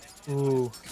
Yeah, it looks like Rain went into position in an aggressive way to maybe get 0 to 8 away from the Shack. And it did work out, but Rain did eat a tag for that, and that will be a Deep Wounds tag as well, going to lead to even more reset time. And now 0 to 8, rather than going for a body block play, does actually just take the hit onto Hayden and might just trade hooks here. We are actually going to see the tag coming through onto Dino with the shot, and Hayden is unable to body block this. 0 to 8 might just slug here and go for another down. With all these injured survivors here on the bottom side, this could be a very good result, but the shot is going to miss, and that was crucial to dodge. Very well played from Hayden. Yeah, I have to agree they are. Something with Deathslinger is those insane shots you can get with him. And we see another shot onto Dame here, with almost all the survivors injured but Rain. And them not walking gens, trying to get this save onto Dino. I think we are going to see the attempt at tunneling out Dino here. And we actually haven't seen much use out of almost any of his blocks. Oh, I think I spoke a bit too soon there, as we see Agitation Painters and now 2 active and ready to be used against Team Chads here. Yeah, 0 to 8 just kind of content to hold the cross now, knowing that this 4 gen is being secured, knowing that they have to go for those resets. He's kind of free to just stay in this area and look at these generators, look at Dino dying on that hook. And with this hill here, actually, that is a huge vantage point. Actually going to spot out Rain on the rotation. And Rain's just going to throw himself down here. This could be a tag, and this could actually be what 0 to 8 needs in order to snowball this result. Going to be eating a tag, but I don't think Hayden's going to make it in time. Dodges the shot, a little impatient from 0 to 8. Going to lead to the hit, though. Dino Melon going to be taking that distance towards the top side, and with all these hit tanks, is going to make it quite far. 0 to 8 has to make the choice now to whether continue on the tunneling path or go and chase Hayden, and it looks like they have given up on Dino, and the chase onto Hayden has commenced. Oh, but Rain's here too. Yeah, I think that one of the biggest things for playing on Suffo Pit, especially against Deathslinger, is positioning. And that is something we have seen Chads maybe struggle with a bit here, with them being caught out of rotate, with them being caught out in the open many a times by 0 to 8 seconds. And I think that has cost them many tags and even a few downs, if I'm being completely honest. And we do see the down onto Hayden again, as maybe we see another use of Pandas coming in here to try and just put pressure on those gens while not leaving his 4-gen, I believe. 0 to 8 looking around the cross for any survivors. Does have a survivor still in that 4-gen split down there. Now with Dino Melon on Death Hook, that's probably one less survivor you can send to that area to pressure the gens or the hook. Meanwhile, Dame gets spotted out, and 0 to 8 is very careful, is actually going to go back to the hook just in time to get a tag onto Rain. And now Hayden, who has been hooked, is going to be in chase, but very smartly runs towards the top side of the map, going to be dragging 0 to 8 away from that bottom side gen split. Playing this super well. Dino is up here, though. 0 to 8 could potentially get some sort of tunnel outplay, but goes for Rain instead, going around this pretty unsafe pallet. But Rain's doing a good job just blocking that potential shot from coming through. Going to be playing some mind games here. Dodges the shot, makes it out. And that is going to be an extremely long chase. And 0 to 8 has to get something down quick, or he might lose that 4-gen bot. Yeah, that's something I'm definitely thinking here is, was committing this chase worth it? And I don't think it was, as I think that is a bot gen that has popped. But however, I do believe that's all the other 3 survivors. Ooh! Rain playing this chase super well, going to be dodging yet another shot, and is just running over towards the top corner of the map. It did seem like that 4-gen was broken, but we still have a 3-gen at the bottom if you are a Verlassen fan to look forward to. But that is going to be Rain just buying as much time against this 4.4 killer as possible, finally going down into the farthest corner of the map. Yeah, and for that that chase there, we saw 2 gens pop and a full reset happen while this was happening. This is a very bad. This game went from 0 to 8's almost conformed 4K to maybe even being able to see an out with how long that chase went on. And I guess that just goes to show you how fast these Dead by Daylight games can go with just a chase. As we see the unhook. It does look like 0 to 8 is down here back in that 3-gen, looking around, applying that pop goes the weasel to the generator to make it start regressing a lot faster, but is still looking around for the survivors. And we have all survivors healthy. No tunnel out has happened, but we do see Hayden here on this filler going to be trying to play around the boxes, but a very good shot from 0 to 8 is going to lead to an injury. And Hayden does not make much distance at all from getting that hit. And 0 to 8's actually going to cut off the rotation from the top side of the map. Trying to zone with the power, but Hayden is having none of it. It's just running up there. Very good play from 0 to 8, but Hayden's not falling for any of the zoning. We see a hit come through from Rain. Yeah, an expert body block from Rain, but this does cost the down. And, ooh, this is 0 to 8 may be able to pull this back into a 4K with those 2 lucky shots. as Yeah. I believe we may actually be able to see it, as I think we see a Painres coming in here, as he uses that agitation to get there as ASAP, and hopefully maybe prevent a Jin from getting that much needed progress. Rain was already pain resed, unfortunately, for 0 to 8, but I bet Ooh. Chads are extremely happy with that. But even so, Rain is still down here in that 3-gen, which 0 to 8 is more than happy to hold, it appears. And we still have that Pop Goes the Weasel to go and get rid of any progress that is on those generators. And 0 to 8 doing a fantastic job coming back from a seemingly dire spot, as you were saying. Yeah, that is one of my favorite plays to do against killers in this game, is just stare the killer in the face for a few seconds, because most of the time it blocks. And we see the body block coming in here from Rain, who was just unhooked, and then we see the stun too on top of that.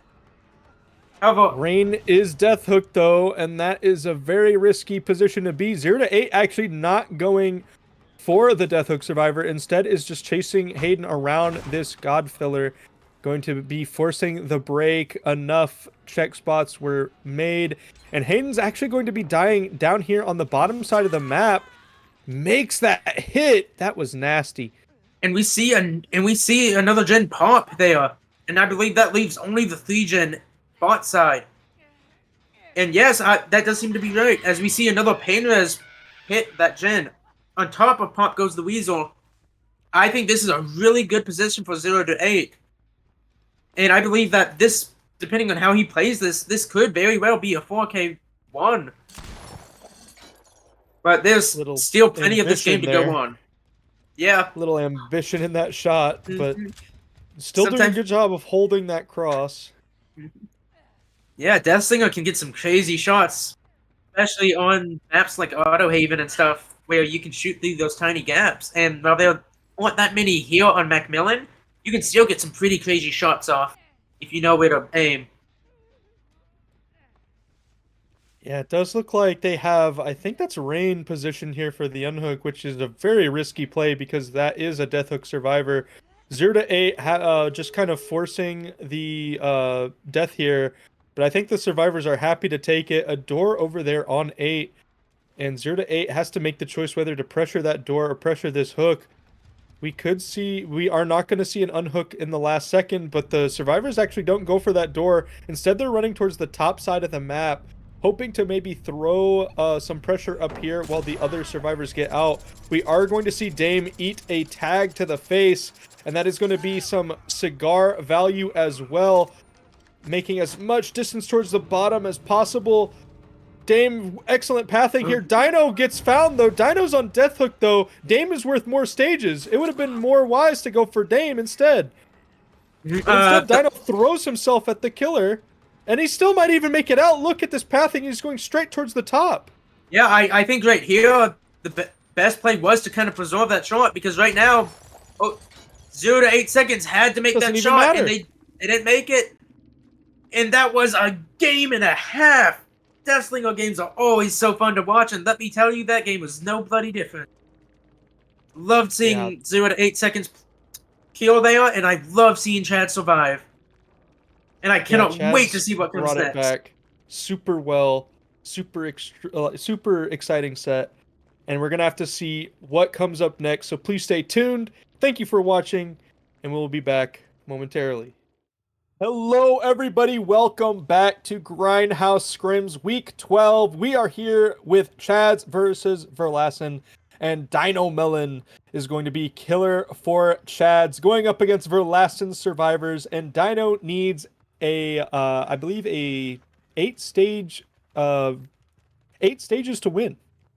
So, very doable result on Slinger, so we'll have to wait and see what these survivors pull out. And right off the bat, we see a head-on play getting lots of distance away from this area.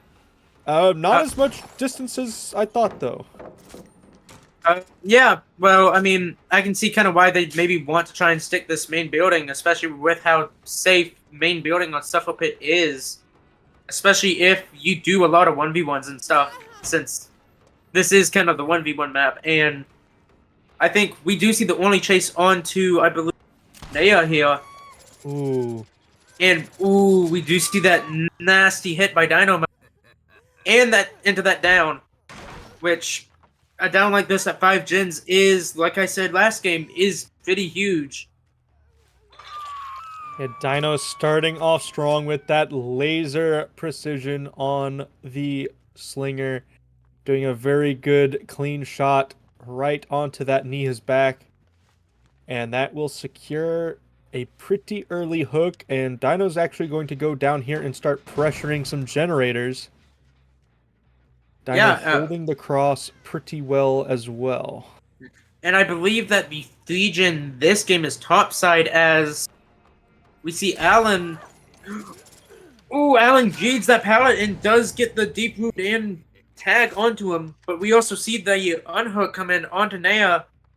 And we see Dino Melon going back to try and pressure, I'm assuming, that unhook try to catch one of them. But they managed to reset before Deathslinger can get over there on time.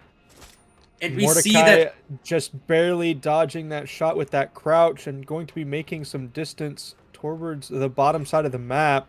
We do see a bottom side generator popping, so that is definitely where you want to go as a survivor.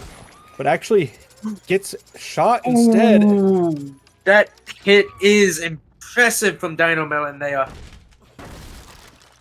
As we see Dino breaking that breakable wall and just getting rid of those resources topside, going to be a really big help later on in the game when we're at around 1 or 2 gens left and Dino is attempting that 3 and 4 gen if she does manage to hold it. Ooh. And as we see another hit by Water Tower onto Dino, I think this is going to be down. And a failed body block from Claudette. Yeah, one thing to note is that for I think like 2 separate patches, they buff Slinger's real speed. So survivors don't have as much time to get in between the survivor as they used to. And Dino making very good use of that, going to be getting that down. And this is pretty crucial, going to be hooking right here in the top mid. So Dino can hold not only this pretty solid gen split back here, but also the cross as well. Looks like Dino's going to apply Eruption to this generator, though. Yeah. Speaking of porks, we do see a slight... Was that a For the People play? It right was. There that we just saw. Yeah, that is certainly interesting to see from Team Musselin here, especially with Deathslinger being topside and wanting to focus that topside. But we'll see if it plays off here as this ace does try to take Chase bot side away from this. And we can see that Dino is not having any of it. Yeah, it does look like Dino gets the cigar break, which is going to buy Ace quite a bit less distance, but Dino not very eager to chase any survivors down there on the bottom side of the map. Instead, going to be looking over here to this side of the map where there is a survivor that ran up, but Dino is super cautious about this top side generator. It's still regressing from being kicked earlier. And Dino's pretty content to just hold this 4-gen instead of trying to go for any unnecessary chases. So very well played from him so far. Yeah, I do have to agree there. Dino has been doing really well with applying that even pressure. And they do manage to find Ace out in the middle. And I do think she is going to try and get this down on Ace to try and get that pressure back on, and to maybe even pop that eruption onto, I believe, 1. And that was a awesome shot by Dino Melon there, catching Ace right before he's able to get through that corner. As we see, I believe, Dino looking for Painres maybe, using that agitation to get as far as she can into that 3-gen. And I do not believe that was Painres. It was not. The Painres hook that we saw and know about is behind the main building. Dino obviously cannot make that kind of distance with Agi. But Dino is still going to be playing macro here, and that top side hook is more valuable than the 20% regression ever could be, because now Dino just has to stay in the area. And look, this is another tag delivered on a silver platter. The survivor's not wiggling, which is not what you want to do when Dino's just waiting out a BT timer. But that is going to be a chain break. Adam does make it there for the body block, but it does not look like Ace is going to make much distance whatsoever and is instead going to go down yet again here on the middle of the middle of the map. And that is going to be another tag here from Dino, going to be using that cigar yet again, getting that break and going back to that slug survivor. Very smart from Ace there to crawl down towards the bottom side of the map. But that is a gen there with lots of progress that was also interrupted as well. Yeah, and I think Dino Melon is applying her pressure pretty evenly. Applying their pressure here pretty evenly. I do apologize if I'm misgendering anyone or anything. I don't know people's genders and stuff. But yeah, we are seeing Dino apply a lot of really good pressure. And we see another For the People play, I think, because we see the Claudette injured and broken. So we're seeing a lot of really good For the People plays here, or usage here, as we see Adam is found and the chase is at main, but is ultimately shot and downed here with that eruption popping around 3. And here we do see the pain res onto Adam here, which I honestly could not tell you what gen it hit, perhaps 9-8ish, but we do manage to find Ed out of position. We do, yeah. Yeah, it does look like Claudette gets found injured on this gen at the top side. That is exactly where you do not want to be in this scenario. And Dino's just going to take that down, and this is a lot of pressure because they can't exactly go for that unhook because he's not hooking the Claudette, but they have to deal with that slug somehow, and because of the position of it, Dino's actually able to hold the slug and the hook fairly well with the power of that railgun. He's doing a great job just zoning the survivors away from either teammate. And something I would like to keep in mind here, that Tycon is 7 stages, while WinCon is 8 stages here. So Dino Melon is, and I believe that Dino Melon is going to confirm WinCon here, even if they pop. I do believe that this is going to be the 7th hook to secure Tycon, and I'm sure Dino Melon can possibly secure that 8th too as well if they play this correctly. One thing to note, WinCon has been met. The last game we did not see a hook onto, I believe it was Dame. Meanwhile, all 4 survivors have been hooked. That is 4 fresh stages. Well, then I stand corrected. Yeah, Dino is still going though. Does find Mordecai out and about here. Will take that tag and start to go back towards the generators rather than committing.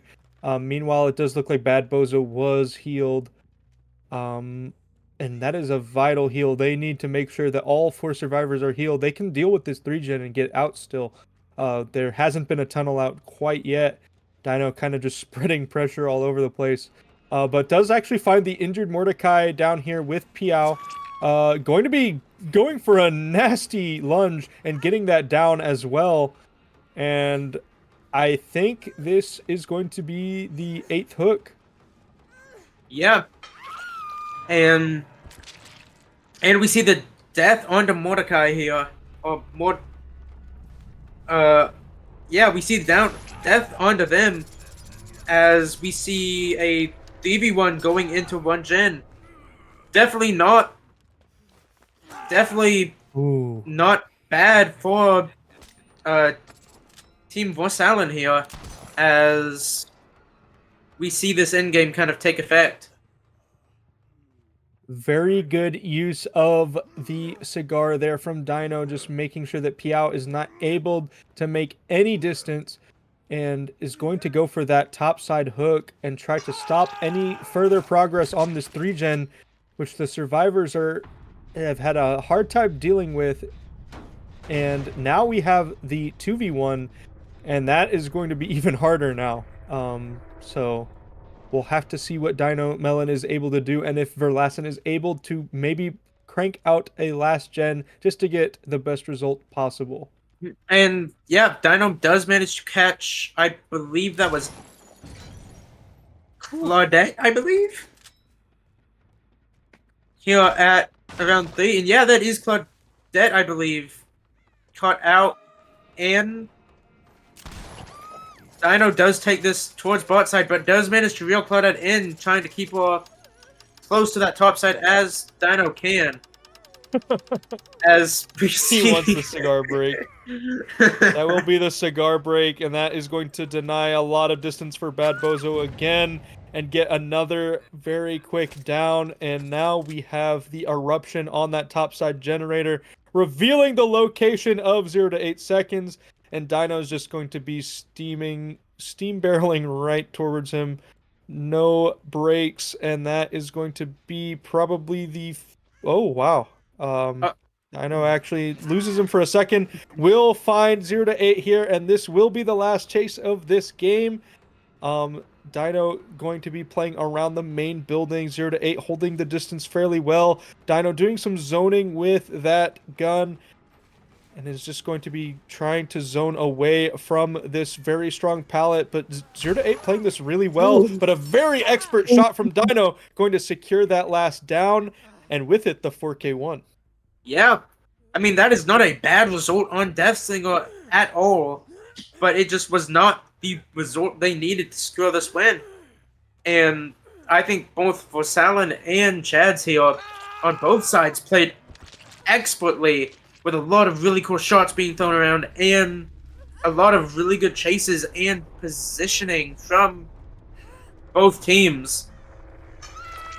As I believe Chad takes home this win this Scrim night, but I do believe we may be still playing that third set out for funsies. So make sure to stick around for that.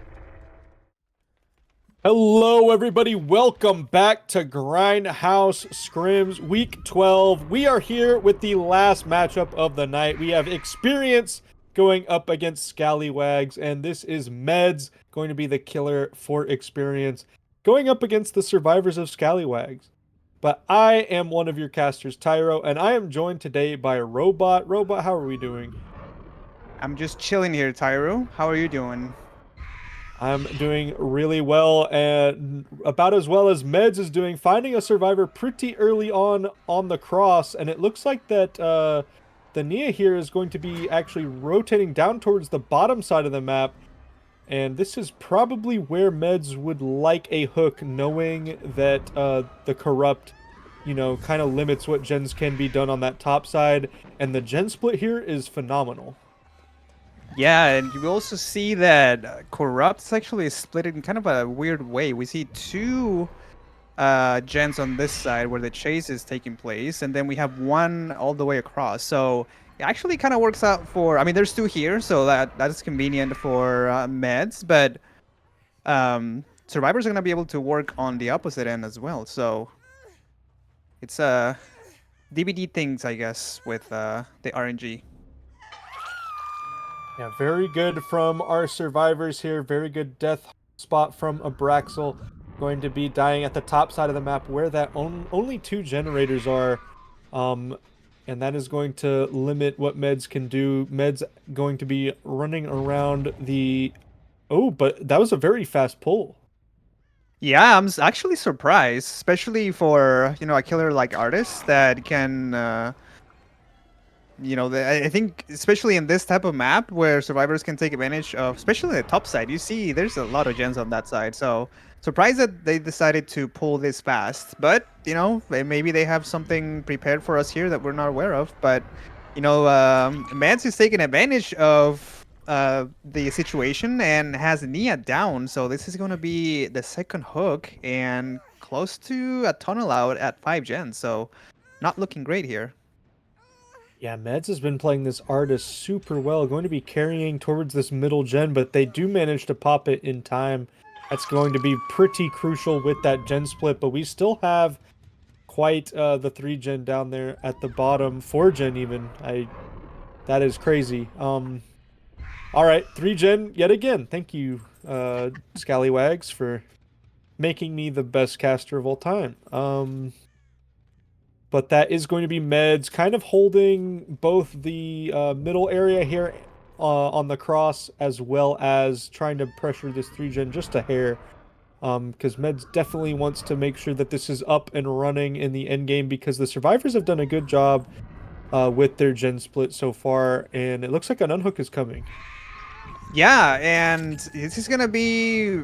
I mean, it's not quite a free unhook, of course, because we do get the tag on Feng, but Mets deciding to not go for Nia to get her out of the match, but going with Feng here. Ooh. So the down comes pretty quickly too. So Prion here is gonna go on a hook, and the 3-gen situation is looking still good for Meds. Choosing to hook all the way up here, which is great with agitation. So the setup here is looking pretty good. And one thing that we need to point out as well is that Ruin is still up. So this is going to complicate things here, especially because Meds has information on at least two survivors over here. Yeah, Meds could not have asked for a better hook there with the Ruin right next to it, and then right in the 3-gen. But Meds kind of leaves the hook for a bit too long. They are going to capitalize on it, get it that unhook. But Abraxel, the tunnel out, was found. And I think Meds is more concerned with getting that 3v1 going than anything. And very good dropping the birds here. There is the hands value. This hit tank is going to be quite difficult. And that is going to be a hit onto Draxi. Draxi still swarmed. The vault coming in, but it is not enough. And that will be Abraxel going down in a tunnel out here at 3-gens. Yeah, we still have the 3-gen here, and Mets is gonna hook over here, and now we don't have the issue of hooks not of creating dead zones with hooks over here. So hooks is gonna respawn. So it's looking pretty good for Meds here. And I want to just point out that Meds played that Shack palette really well, because Meds put down the bird, got Nia. Nia went to hide in the stairs, and that gave time for Meds to kick the gen and still get the idle crow. I'm sorry, they didn't get Nia right away, but just set the crow, was patient, didn't send that right away, and that was crucial to get down and the tunnel out. Of course, and this is also going to be a crucial chase here with a gen popping up there at the top side. Meds wants to get this hook kind of near the bottom side to hold that 3-gen. And Draxi is injured. This could be a very short chase, especially because that pallet was thrown. Draxi forced to play just the window vault, and Meds has the bird swarm on top of Draxi. Draxi just going to be trying to make so much distance. Not quite going to see the snipe here, but that is going to be a hit tank, actually. And now all 3 survivors are injured. And this is a lot of pressure for Meds, because this means that chases on anyone will be short.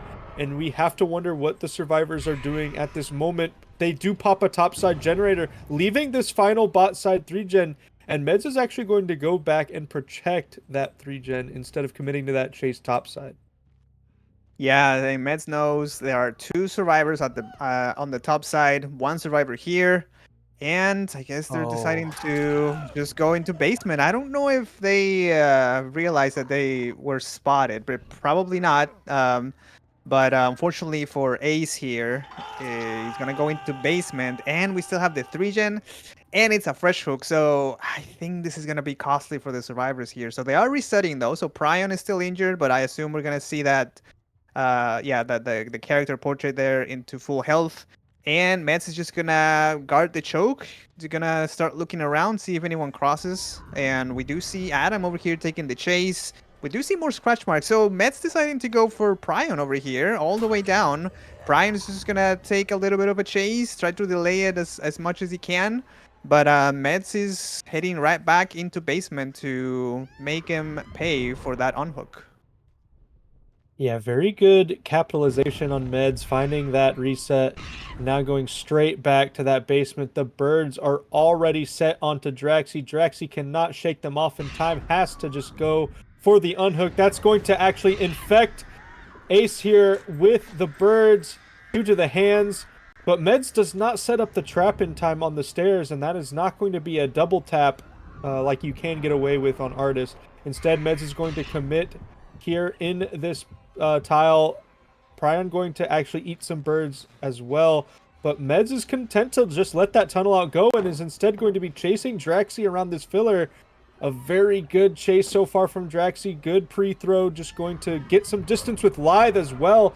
And Meds now no longer has a chase opportunity down here on the bottom side. Draxi just playing this extremely safe, pre-throwing these pallets and getting distance towards that top side while the team resets, which is extremely crucial. A good trap placed, and that's going to be an injury onto Draxi while Meds gains distance on them. Going to be chasing right up towards the top.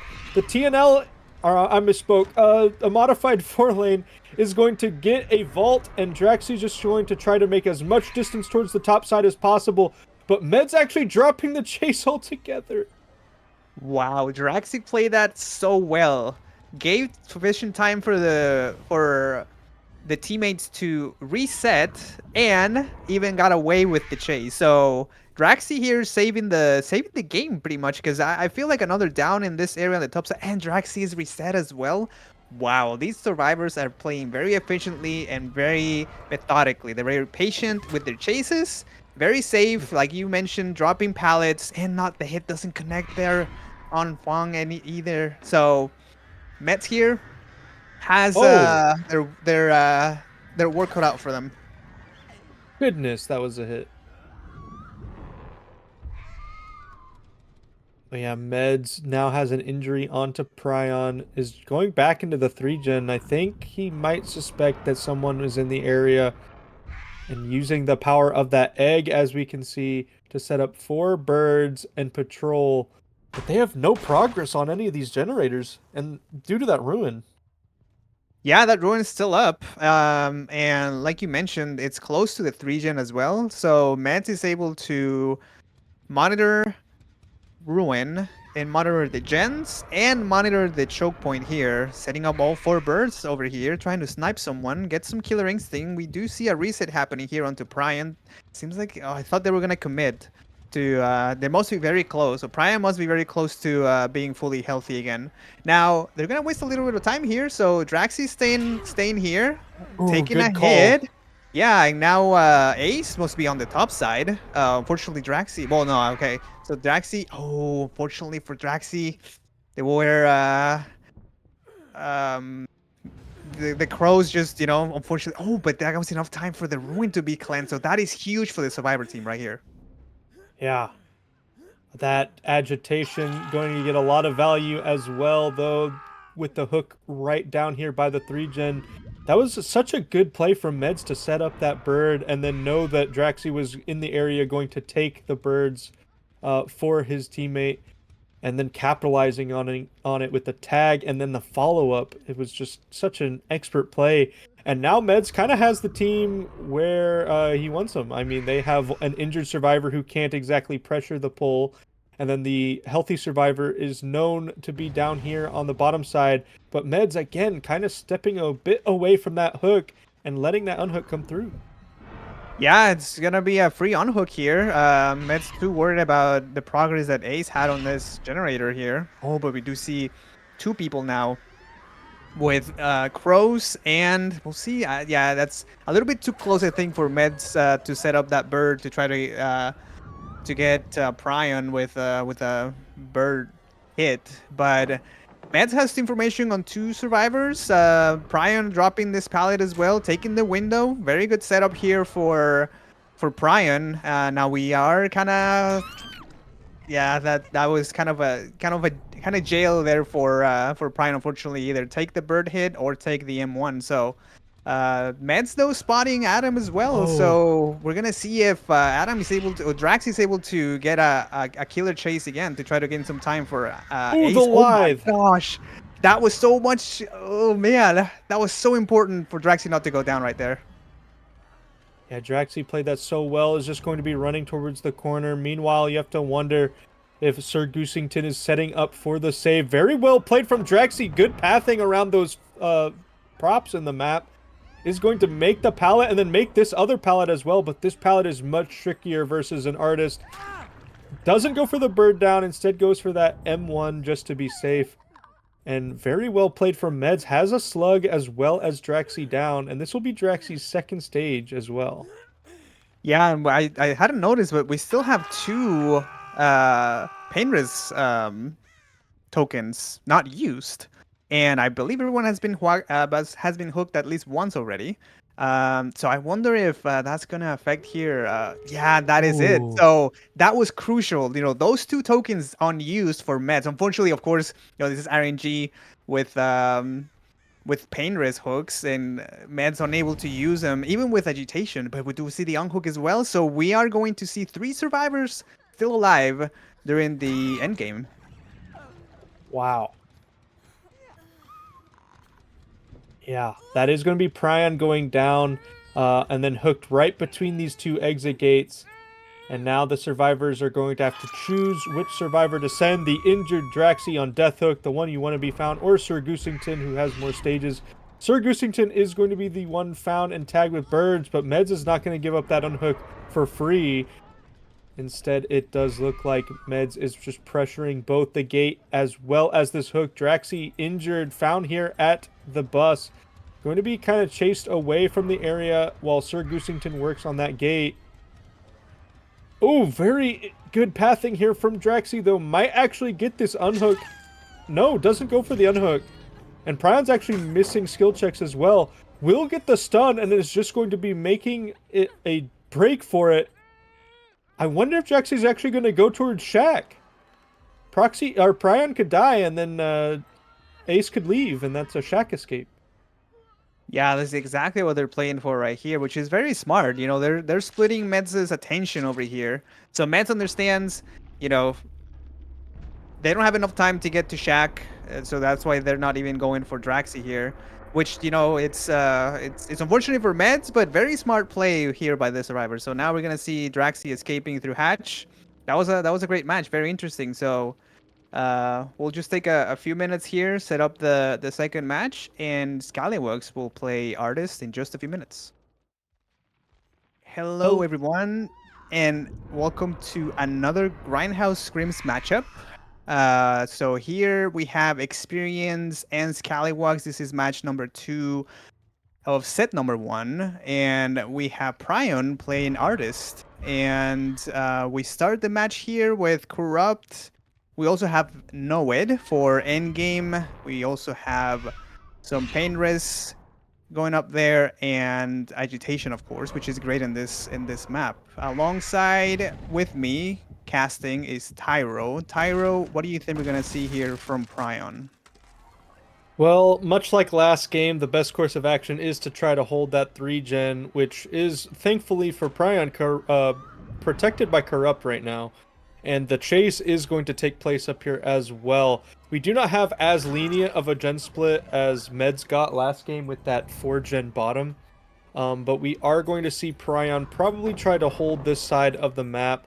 And it looks like Prion's doing a very good job setting up these birds. But a very good vault actually catches Prion off guard. He's not going to be able to get that tag. And then the birds are actually going to be dispelled by the locker as well. Prion kind of getting ran here. Very good dodge. Holy. It looks like our survivor Parch. Or what does that say? I'm sorry, I can't read. Yeah, Paru is going to take Prion for quite the run. But that is going to be a down finally. And Prion is going to probably take this hook on this side of the map.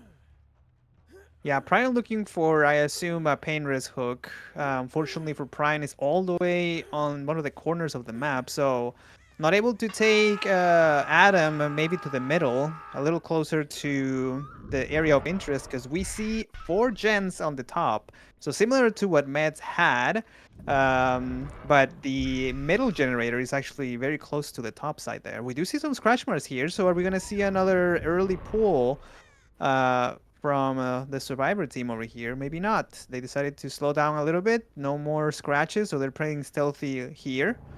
And Prion's looking for them, but unable to find them. And Prion's going to continue sending birds up to the top side of the bottom side of the map, and we do hear the first completion of a generator with 2 generators completed. Wow.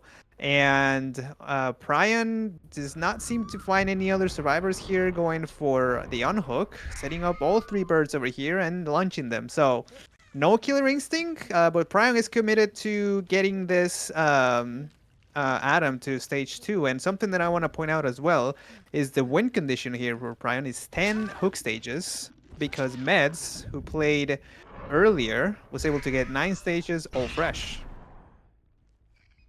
Yeah, it is a very doable artist result. I know many artists can get that 4K1 even, I've seen on this map. And especially with that late game perk, Prion is going to have a bit of an easier time getting there. But he's doing a good job, does actually find a survivor working this back gen up here, and is going to be pressuring them off, while simultaneously trying to keep pressure on that unhook, because this could be Prion's big break, getting that early tunnel out. It is extremely important to get that 3v1 as soon as possible on Artist. And it looks like that's exactly what Prion's trying to do, but the survivors do not want. We do see a bit of a double save coming here. That is going to be the tag here onto Meds. Very good body block, very good double. And Prion's just going to continue chasing around the bus, going for the survivor. But that is going to be a tag, putting them in deep wounds, and then they're going right down the map towards the bottom side, where all the gens have already been popped.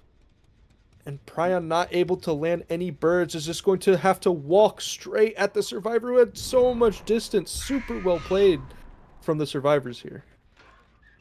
Yeah, Pyro able to even get the bird off. Oh, wow. That was a great hit by Prion over here. I honestly did not think that Prion was going to be able to get this, but this is only... Well, yeah, this is the tunnel out. So that is it for Paru. So even though Paru did a great job being able to take Prion all the way to the bottom part of the map, unable to continue the chase, I really thought that was going to last a little longer, but... You know, Prion with an excellent bird placement and great reflexes as well to send that right away. So we do hear, though, another generator here. So the 3-gen has been broken. So no more 3-gens on either side of the map. And this generator over here has a lot of progress, at least 2 pistons moving over there. And the chase is going to continue here around Funbus. But I assume now that Claudette has been tagged with some birds, she's gonna go all the way across, but we do get the hit. So Prion, I think, now is just gonna commit to this chase and hope for the best to you know, get a good result with endgame with Know It. Yeah, Prion playing this really well, going to be getting that bird tag onto our Claudette here, going to be chasing around Shack, and the bird's just barely missing. Prion going for kind of a, you know, cutting off all options choice there for the birds, but that is going to put the birds on a super long cooldown and give Claudette even more distance to make it even further across the map. And this is something that Prion cannot afford with that win con, no matter what perks come through. And that will be a tag here, but it will not lead to a down, as I think we saw an adrenaline, if I'm not mistaken.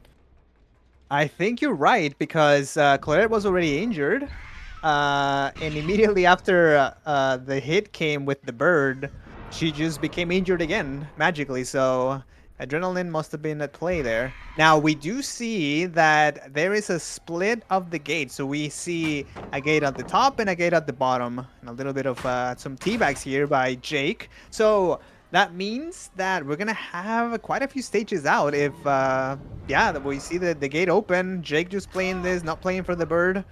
You know, I guess Jake didn't expect Know It to be over here, but that is only going to be 6 stages for Prion. So the win condition was 10 with all fresh. So that is going to be the first set taken by Xpirence. So great match here with Prion, great match by Meds. Both teams did really well. This game, this second match actually went a lot faster than the first one. Yeah, super well played here from Xpirence, getting those outs and then sending us into set 2, which will be Pig. So do stick around. Thank you all for watching. and we'll be back momentarily. Hello, everybody. Welcome back to Grindhouse Scrims Week 12. We are here in a Pig Witch set. I love Pig. Being played by Jiraxi for Team Scallywags, going up against Team Xpirence's Survivors. And this is going to be exciting already. We see the Amanda's letter coming in, but it looks like that Survivor's just holding that pallet. Anyways, I am one of your casters today, Tyro. I'm joined by Robot. Robot, what are we thinking with the Pig Witch set? Well, I'm excited to see this. This is Scallywags Pig, of course, with Pig. We get the first chase here into Adam, and Adam unaware of where Draxi was, of course, you know, being without a Terror Raiders and everything. But this is Scallywags Pig, so I'm excited to see what they come up with, because if they want a chance at getting of taking tonight's Scrim matchup, they need to win this, since Xpirence took the first set. So we do see the hit tank quite fast here by Claudette, but Claudette's going to be kind of in a rough spot here. There's not a lot to play with when in Courtyard, but good use of that pallet gem. Yeah, able to get the stun, and aware that Draxi has Amanda's letter. Oh wow, the very well play there by Draxi. But yeah, that is going to be very useful here for Draxi, being able to see through the walls and catch survivors by surprise. So first hook onto Claudette. We'll see what Draxi decides to do now. Yeah, this add-on kind of it's very shocking that it's even allowed, to be honest, because this add-on kind of lets Pig play itself. You basically always land your power because you win every mind game, and then you just get so much information. Like, look, just walking around the halls of Midwich, you're able to see both floors from a pretty sizable distance away. We do have our survivor here going to be caught off guard, actually paying pretty good attention, but is still going to eat a tag through the pallet.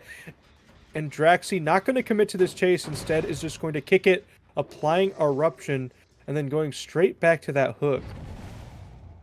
Yeah, Draxi played that really well. Unfortunately for Renato, not able to see over the lockers, even though he was right on the pallet. Draxi was able to hit the Pig's red stain and was able to get that hit through the pallet. At least Renato did not, drop the pallet, so that is saved for the next chase that we get. But Draxi here playing the pallet over here around, not able to take Claudette by surprise. So Draxi decided to break this pallet, break a little bit of that bloodlust, not allowing it for it to build up. But Draxi's gonna play the same thing here, able to see through the wall and getting the hit onto Claudette. So that is going to be the second hook, plus a little bit of a party hat here. So next time, next generator that pops is going to put Claudette in a tough spot, having to get the party hat off.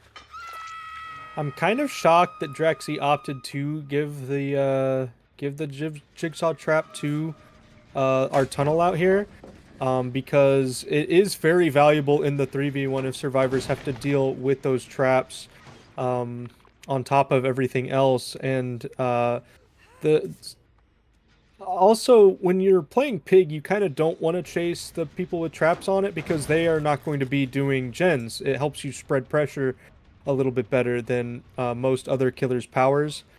So it's very interesting to see that essentially that's going to be out of the equation. But we are going to see the tag here onto Adam, and they're just going to get straight away from there, and Draxi's just going to continue holding this hook. Yeah, Draxi in a very good spot here. Claudette, I think, was that a missed skill check? Sounded like it. So I don't think that is going to...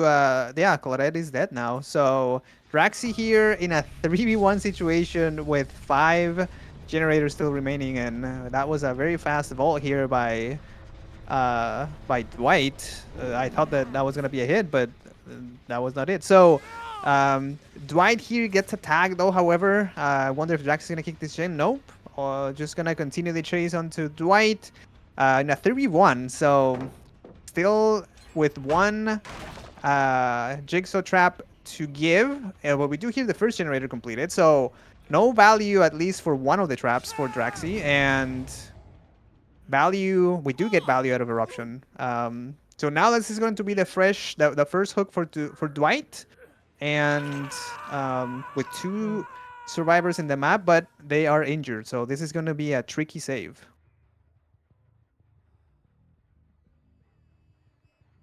Yeah, the survivors are kind of in a rough spot. They are both injured, and Draxi also with that add-on is just going to be able to see exactly where they're heading for the reset, which is not good for the survivors whatsoever. Just going to get so much information here, and they might not even know where he is. Oh, catches Meds off guard, and that is going to be a down. And once again, just that Amanda's letter getting insane value here. Going to be looking for a survivor through the floor, going for that unhook. And man, it is insane how much value this add-on is given this game. Yeah, and we do spot the last survivor, Paru, right across the hallway here. And Draxi just able to track Adam down all the way through.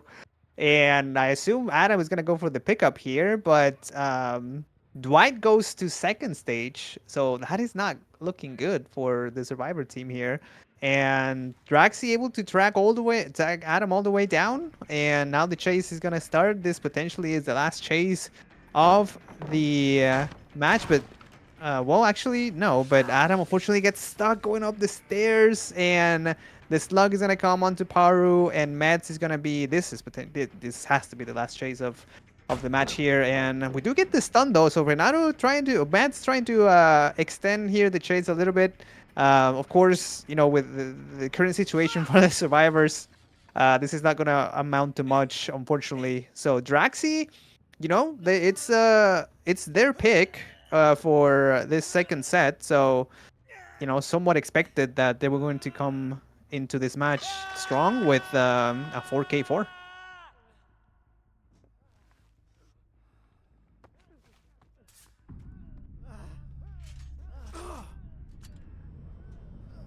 We're gonna get actually a trap onto Peru just because, you know, Draxi had it. Give him a gift. Give him a gift. Yeah, exactly. You know, some traps for everybody. Yeah, but that is an incredible pig result here. Draxi playing that extremely well. Like really good use of that add-on, and we just saw how much information he was able to get in both chase and from a macro standpoint. Just super well played, good use of all the tools at their disposal, and that is going to be a 4K4 insane result. Yeah, the survivors of Scallywags are gonna have a really good result for them. It's gonna be, you know, if they just repair 3 gens, they'll get the set. So we're going to take a little break here, and we'll be back with the second match of the second set in just a few minutes.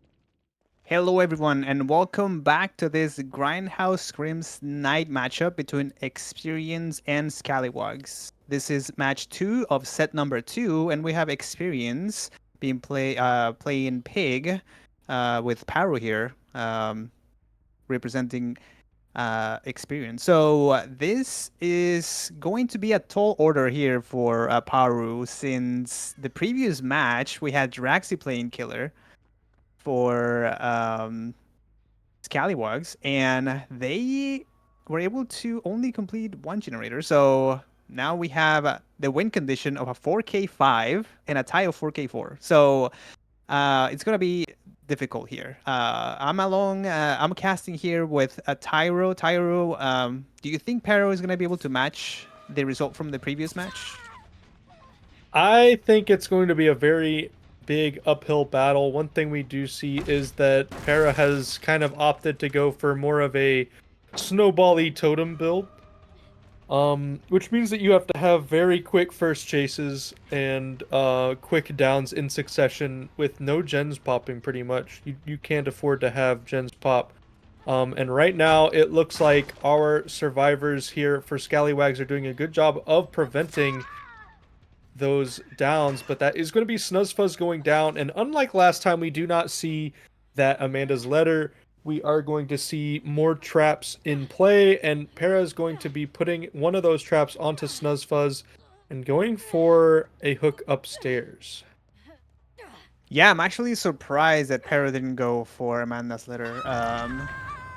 We saw a lot of value out of that add-on for Draxi in the previous match, and you know, it might be the differentiator between the win and tie conditions here. Now we do have Ruin, which is doing some work here on this hallway generator, and it's going to help Peru keep this area from survivors working on generators. And you know, with Peru here not finding the other two survivors quickly, that tells me that they're just cranking gens, and if we see one generator completed, then that is going to be the win condition gone for Peru. So not sure how long they can stick just to this area without checking on the rest of the generator, especially with Ruin.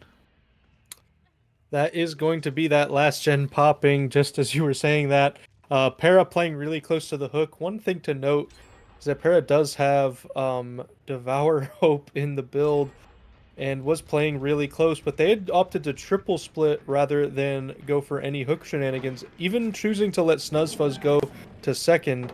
And Para going to be mind gaming here and getting a nice hit onto Prion. Very good dash there, but I don't think it's going to be enough. Prion still staying here at this pallet, going to be dropping down, supplying Para with that first stack of Devour thanks to that unhook.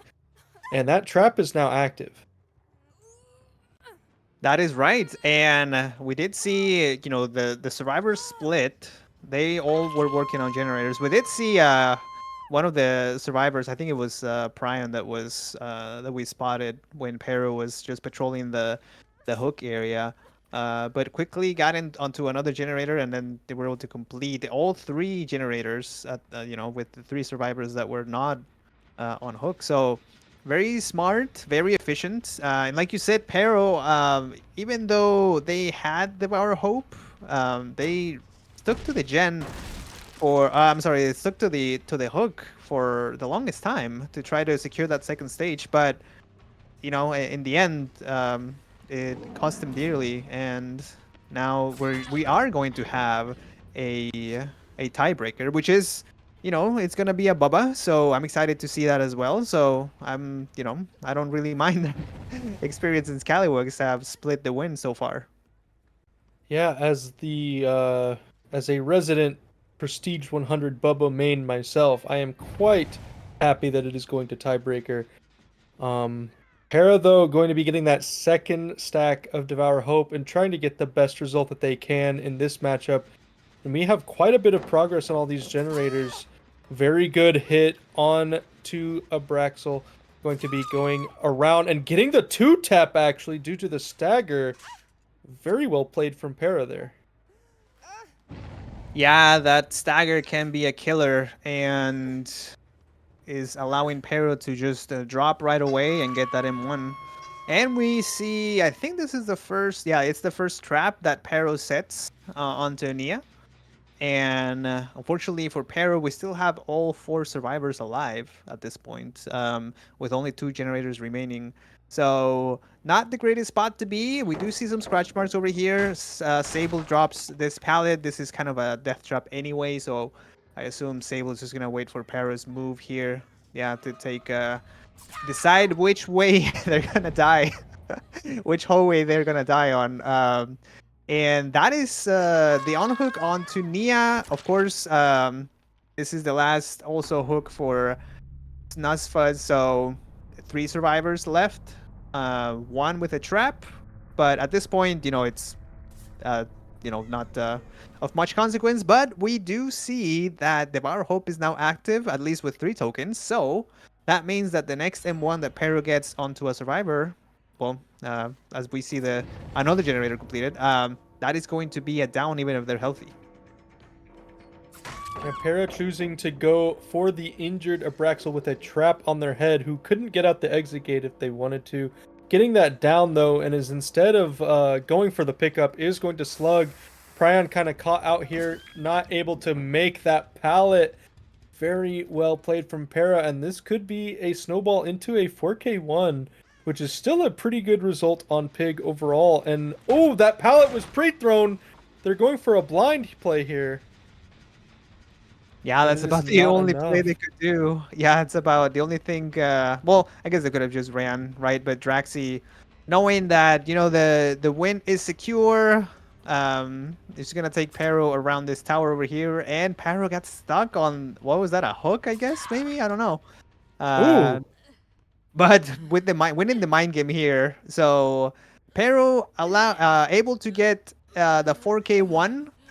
But as we said, Draxi with the previous match was able to get a 4K4. So, you know, we're going for that tiebreaker. Yeah, very excited. I hope we get to see some Flick Bubba gameplay. I doubt it, but I can cross my fingers. I can hope. Yeah, that's right. I'm excited too. You don't see a lot of Bubbas in, you know, scrims in any time that, even in public matches. So anytime that we get to see one, it's great. Now Paris is gonna have probably a hard time trying to find all the slugs. So we have two, and both of them have quite a bit of time to bleed out with a couple, you know, both of them with over half of their bleed out bar. So, but Pero, you know, it's gonna take its time. You know, no rush. We do see one here at the end of the hallway. Yeah, we see Nia. Now Pero able to find Abraxel. Abraxel is going to get on a hook. That's gonna be their second hook stage, as we see Draxi in the distance reaching stage 2. So now just one more survivor to find before we move on to our next match. But both teams, you know, were able to play this really well. Of course, you know, we do see some DCs, because at this point there's no point in sticking the bleed around out for the was ball. Yeah, it was too long. Non-consequential. So. Yeah, so we appreciate that also on both teams' part. So yeah, as we said, we are going to the tiebreaker. So that is going to be it for set number 2. We are tied. So get ready. We're going to see Bubba in just a few minutes. All right, everybody, welcome back to Grindhouse Scrims Week 12. We are here with Xpirence versus Scallywags in the tiebreaker match. And what better killer to be on than the Bubba. Bubba Sawyer himself roaming the Dead Dog Saloon. We have Para playing here for Team Xpirence, and we have to see whether Scallywags are going to be able to keep up with this chainsaw. And I am Tyro, one of your casters, and I'm joined by Robot here. Tyro, I'm very excited as well to see what Para is able to do. We see that they're running crowd control, so that is going to be very helpful, especially around main building. And Sable here is going to find themselves in a tough situation, having to drop onto the bar. And Pero starting the chainsaw pretty early, but maneuvering it really well around the bar, and is gonna get the down and get breakable wall as well. So that is a good down for Pero, and it's in a good spot as well. They're within shack distance to go into basement, but deciding to not do that, just going to take that painter's hook potentially over here in the middle of the street. That is not a pain risk. So we do see Ruin as well, though. So Pero might go into an adventure here, and it's gonna find Fang here around the houses, and quickly setting up the chainsaw and playing some mind games as well. We'll see if they get at least the pallet, but no. Fang Pryon here very patient, so they're gonna leave there unscathed. Ooh. They do manage to get the unhook. One thing that's super interesting to me is Para's choice of add-ons here. We do see the primer bulb, which I think is fairly typical in the current Bubba meta, but we do see Chili's, which has kind of fallen out of favor amongst many Bubba players. And it looks like Snuzzfuzz is just getting the better of the saw with the pathing. Very good job reading this pallet, buying even more time, even with that crowd control. And Para's going to be making it out towards this field pallet, but is going to go down. And that will be the second stage here for Para on the Bubba. Okay. Thank you for not working. I am right in my statement. Yeah, so Pero here getting Snuzzfuzz onto second stage. Around this area, I didn't notice here how many gens we have, but that area around Gallows is usually really good for killers, and they're able to keep a 3-gen, but, you know, for Pero here, not interested in staying in that area. Ace is trapped and not able to outrun the chainsaw from Pero, so that is going to be a quick down.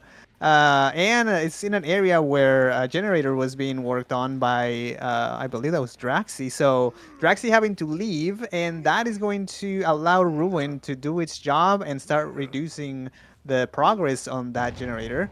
And is this going to be a pain risk hook? It is. So now 2 tokens have been used, 2 tokens still to go.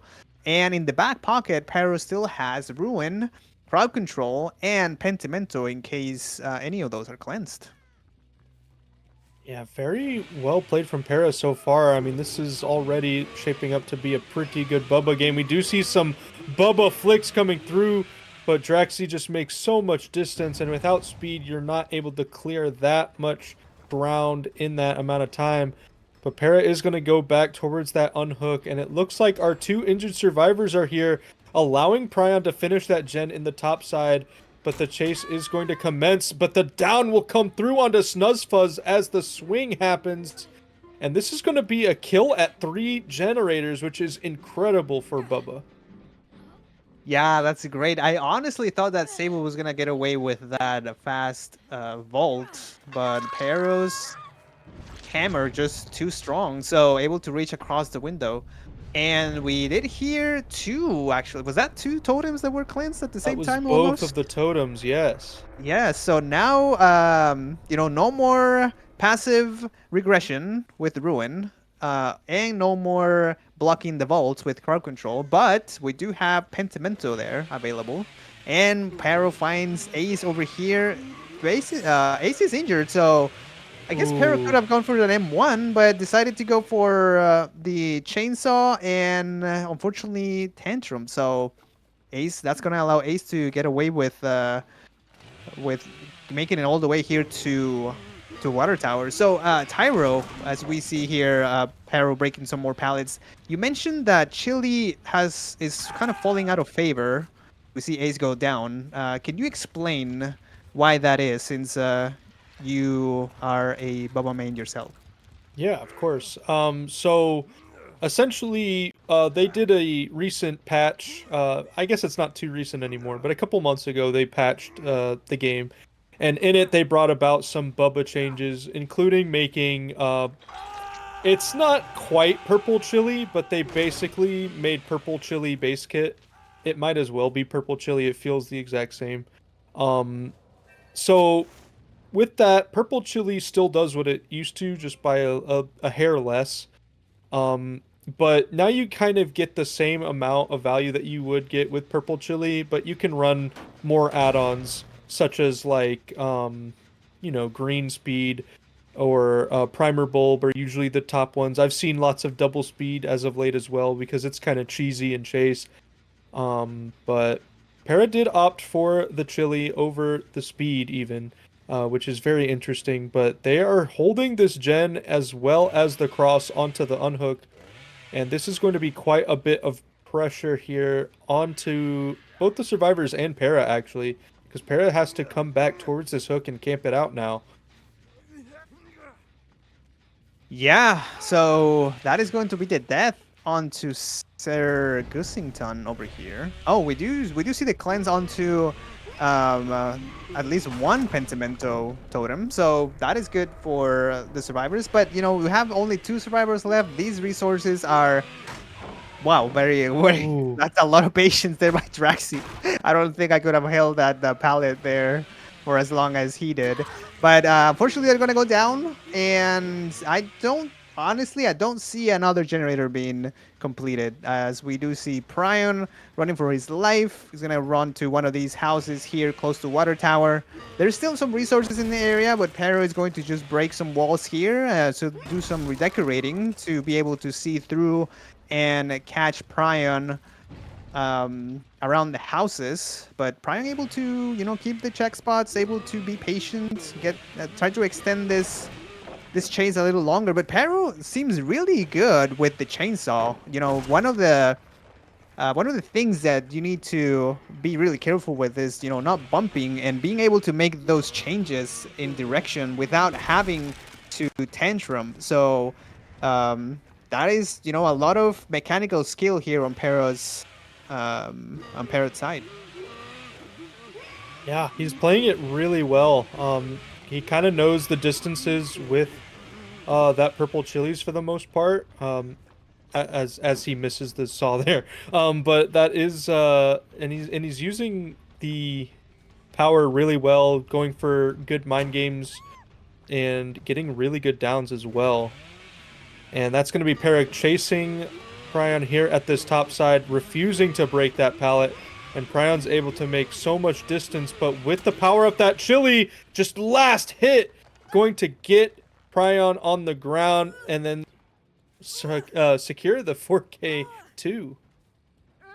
Yeah, that was very well played by Pero, refusing, like you said, to break that pallet, trusting that their ability to maneuver around the house was gonna pay off in the end, which it did, with just a sliver of power left in that last charge, was able to get the down on Pryon. So now that is going to be the 4K2 for Pero, which is a great result.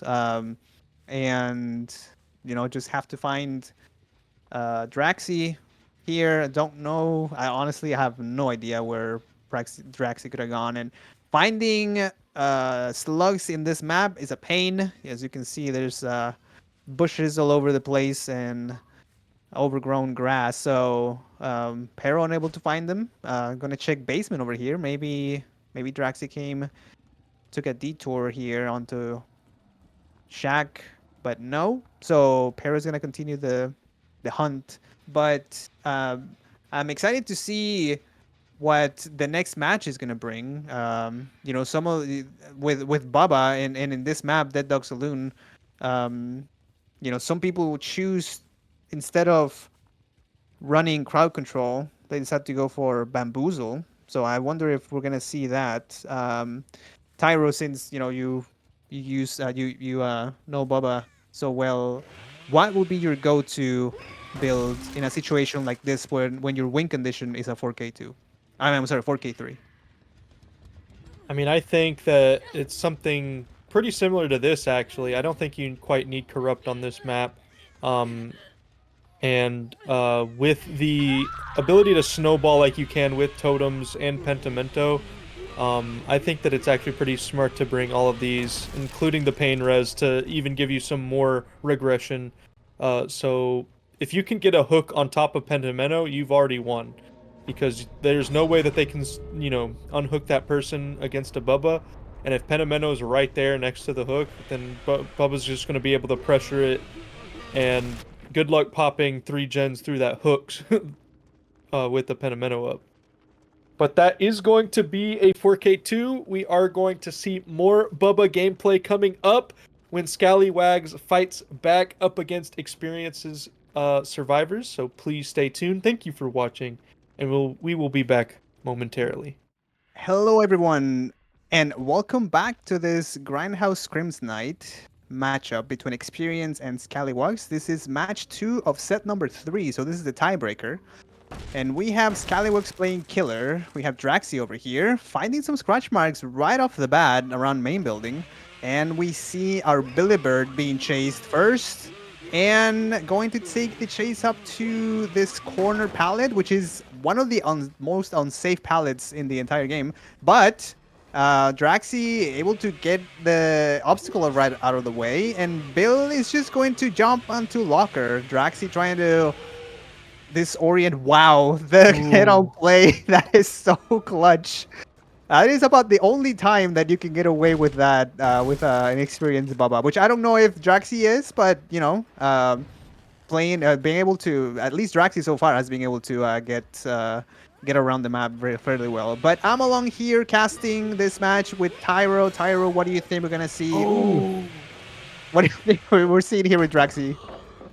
Yeah, we're gonna see these survivors try to last as long as possible, and on a map like DDS, that's pretty feasible against Bubba. Bubba is not the strongest killer, and it looks like the survivors are doing a good job just leaving, going to resources, forcing pallet breaks, and just getting that distance that's necessary.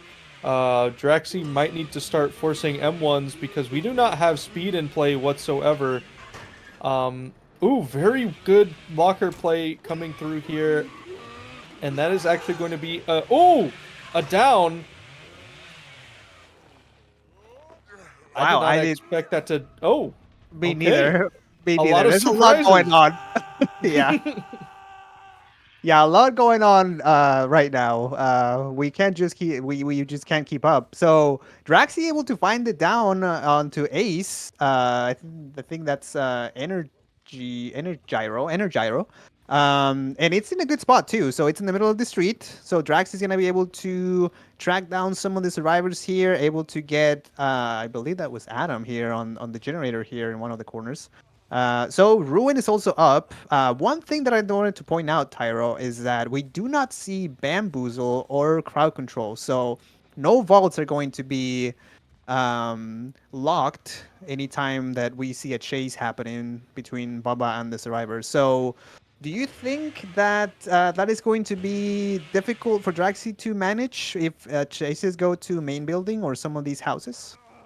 I think so. Main building is it's a time waster even for a killer like Cenobite who has a pretty good anti-loop, let alone a killer like Bubba who, at those types of buildings, he's kind of forced into that M1 position.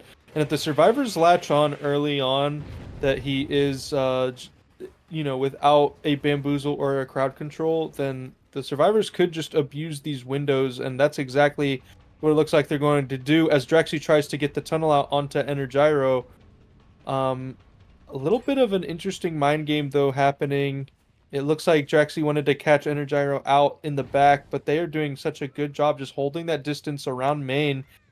And with that win con, like, Energiro has to do fantastic in chase to try to not get this tunnel out to happen too quickly. And right now he's doing a good job, even denying chase like altogether. Yeah, and that makes Draxi have to drop the chase actually. So very well played. So we tantrum unfortunately over here. So this is kind of what I was talking about earlier when Pero was playing Baba. I mean, this is me. So Draxi bumping into the wall there. That is me playing Baba. So I respect Babas that can play around some of these structures because it's not that easy. You need a lot of practice for that. So it's going to be difficult here for Draxi if they're not able to go around some of these structures here. And we do hear another generator being completed. Draxi not going to break the pallet, but unable to hold the charges all the way to reach Bill. So it is looking very good here for the Survivor team. One thing that is interesting is Draxi chose the same exact add-ons, and the thing about not having that green speed is it does make tiles like that just like even more playable for survivors. Like Draxi is just kind of going around here, not even finding Bill, and Bill's just able to make so much more distance without any speed add-ons, and that's going to extend these chases super, like they're going to be so long if Draxi's not able to capitalize on the survivors' mispositions. And they're doing such a good job of just denying any pressure. If one more gen pops, that's going to be the win for Xpirence. And there it is. Yeah, only 2 hook stages for Draxi, and unfortunately, the set is going to be taken by Xpirence. And, it is, very tricky for Draxi here to try to get any of the survivors down, and the survivors are using these very well. All the resources in the area, keeping their check spots even here. So even Claudette here going down, was able to extend the chainsaw just a little bit longer. And I've said this before here, and DVD is a game of seconds. Now, of course, at this point, the set has been, decided already. But anytime that you can make the killer, even if you go down, if you can waste the killer's time by just 1 or 2 more seconds, it can be very, very important for the end of the game. Yeah, and there we have it. That's going to be the last gen popping.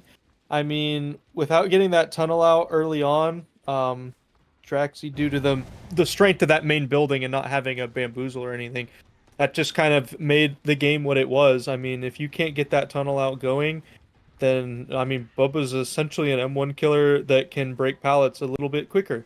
That's all it is. And we saw the survivors play around that fact just super well here, not running into any unnecessary saws. And Draxi forced to give up so many chases to main because of that lack of bamboozle or anything. And even here, like, he's going to break the pallet, but we do still have that window up, which is going to probably force an M1. Actually, it looks like Para did run over here towards Water Tower. Does not go for the pallet, instead tries to go around the rock. I think Para could have made that pallet, but it looks like the survivors want to try to get some saves going here. We are going to see the locker up, and remember, Meds did have that head on, but Draxi might be unable to make the pickup here onto this survivor. They are in the area, just pressuring the save. This is going to be tricky. Yeah, similar to what we saw in a few matches earlier, when during end game, when Artist having to decide between either taking the unhook. Oh wow, Draxi! I thought Draxi was gonna get both survivors there, but Blay was able to get away with just a down onto Pero. Oh, you do see it down, and unfortunately, I think they tried a 360. Yeah. Draxi was expecting that, and that is going to be the second stage onto Blay. Yeah, very interesting going for that spin there, rather than just flopping out. But that is going to be the unhook, but that's just going to be Para back on that ground. And Draxi not going for that unhook quite just yet. They are fiending for it. That's going to be the firecracker save. No. Very well played here from Xpirence in the end game. Going to leave with 4 stages total. But that will be the dub for Xpirence. They played the set well on Killer and Survivor there. That was really well played. Yeah, that was great. And that is going to be it for us tonight. 3 matchups. Hope everyone enjoyed. I had a good time. And I enjoyed casting this game with Tyro. Thanks to everybody in the background that helped us put everything together, Nugs and Alexi. So that is going to be it. We do have some tournament matchups this weekend. I believe Sunday is the next one. So if you haven't hit that follow button, please go ahead and do that, and you'll be notified when we go live next. So thanks everyone for watching, and I hope that everyone has a great night.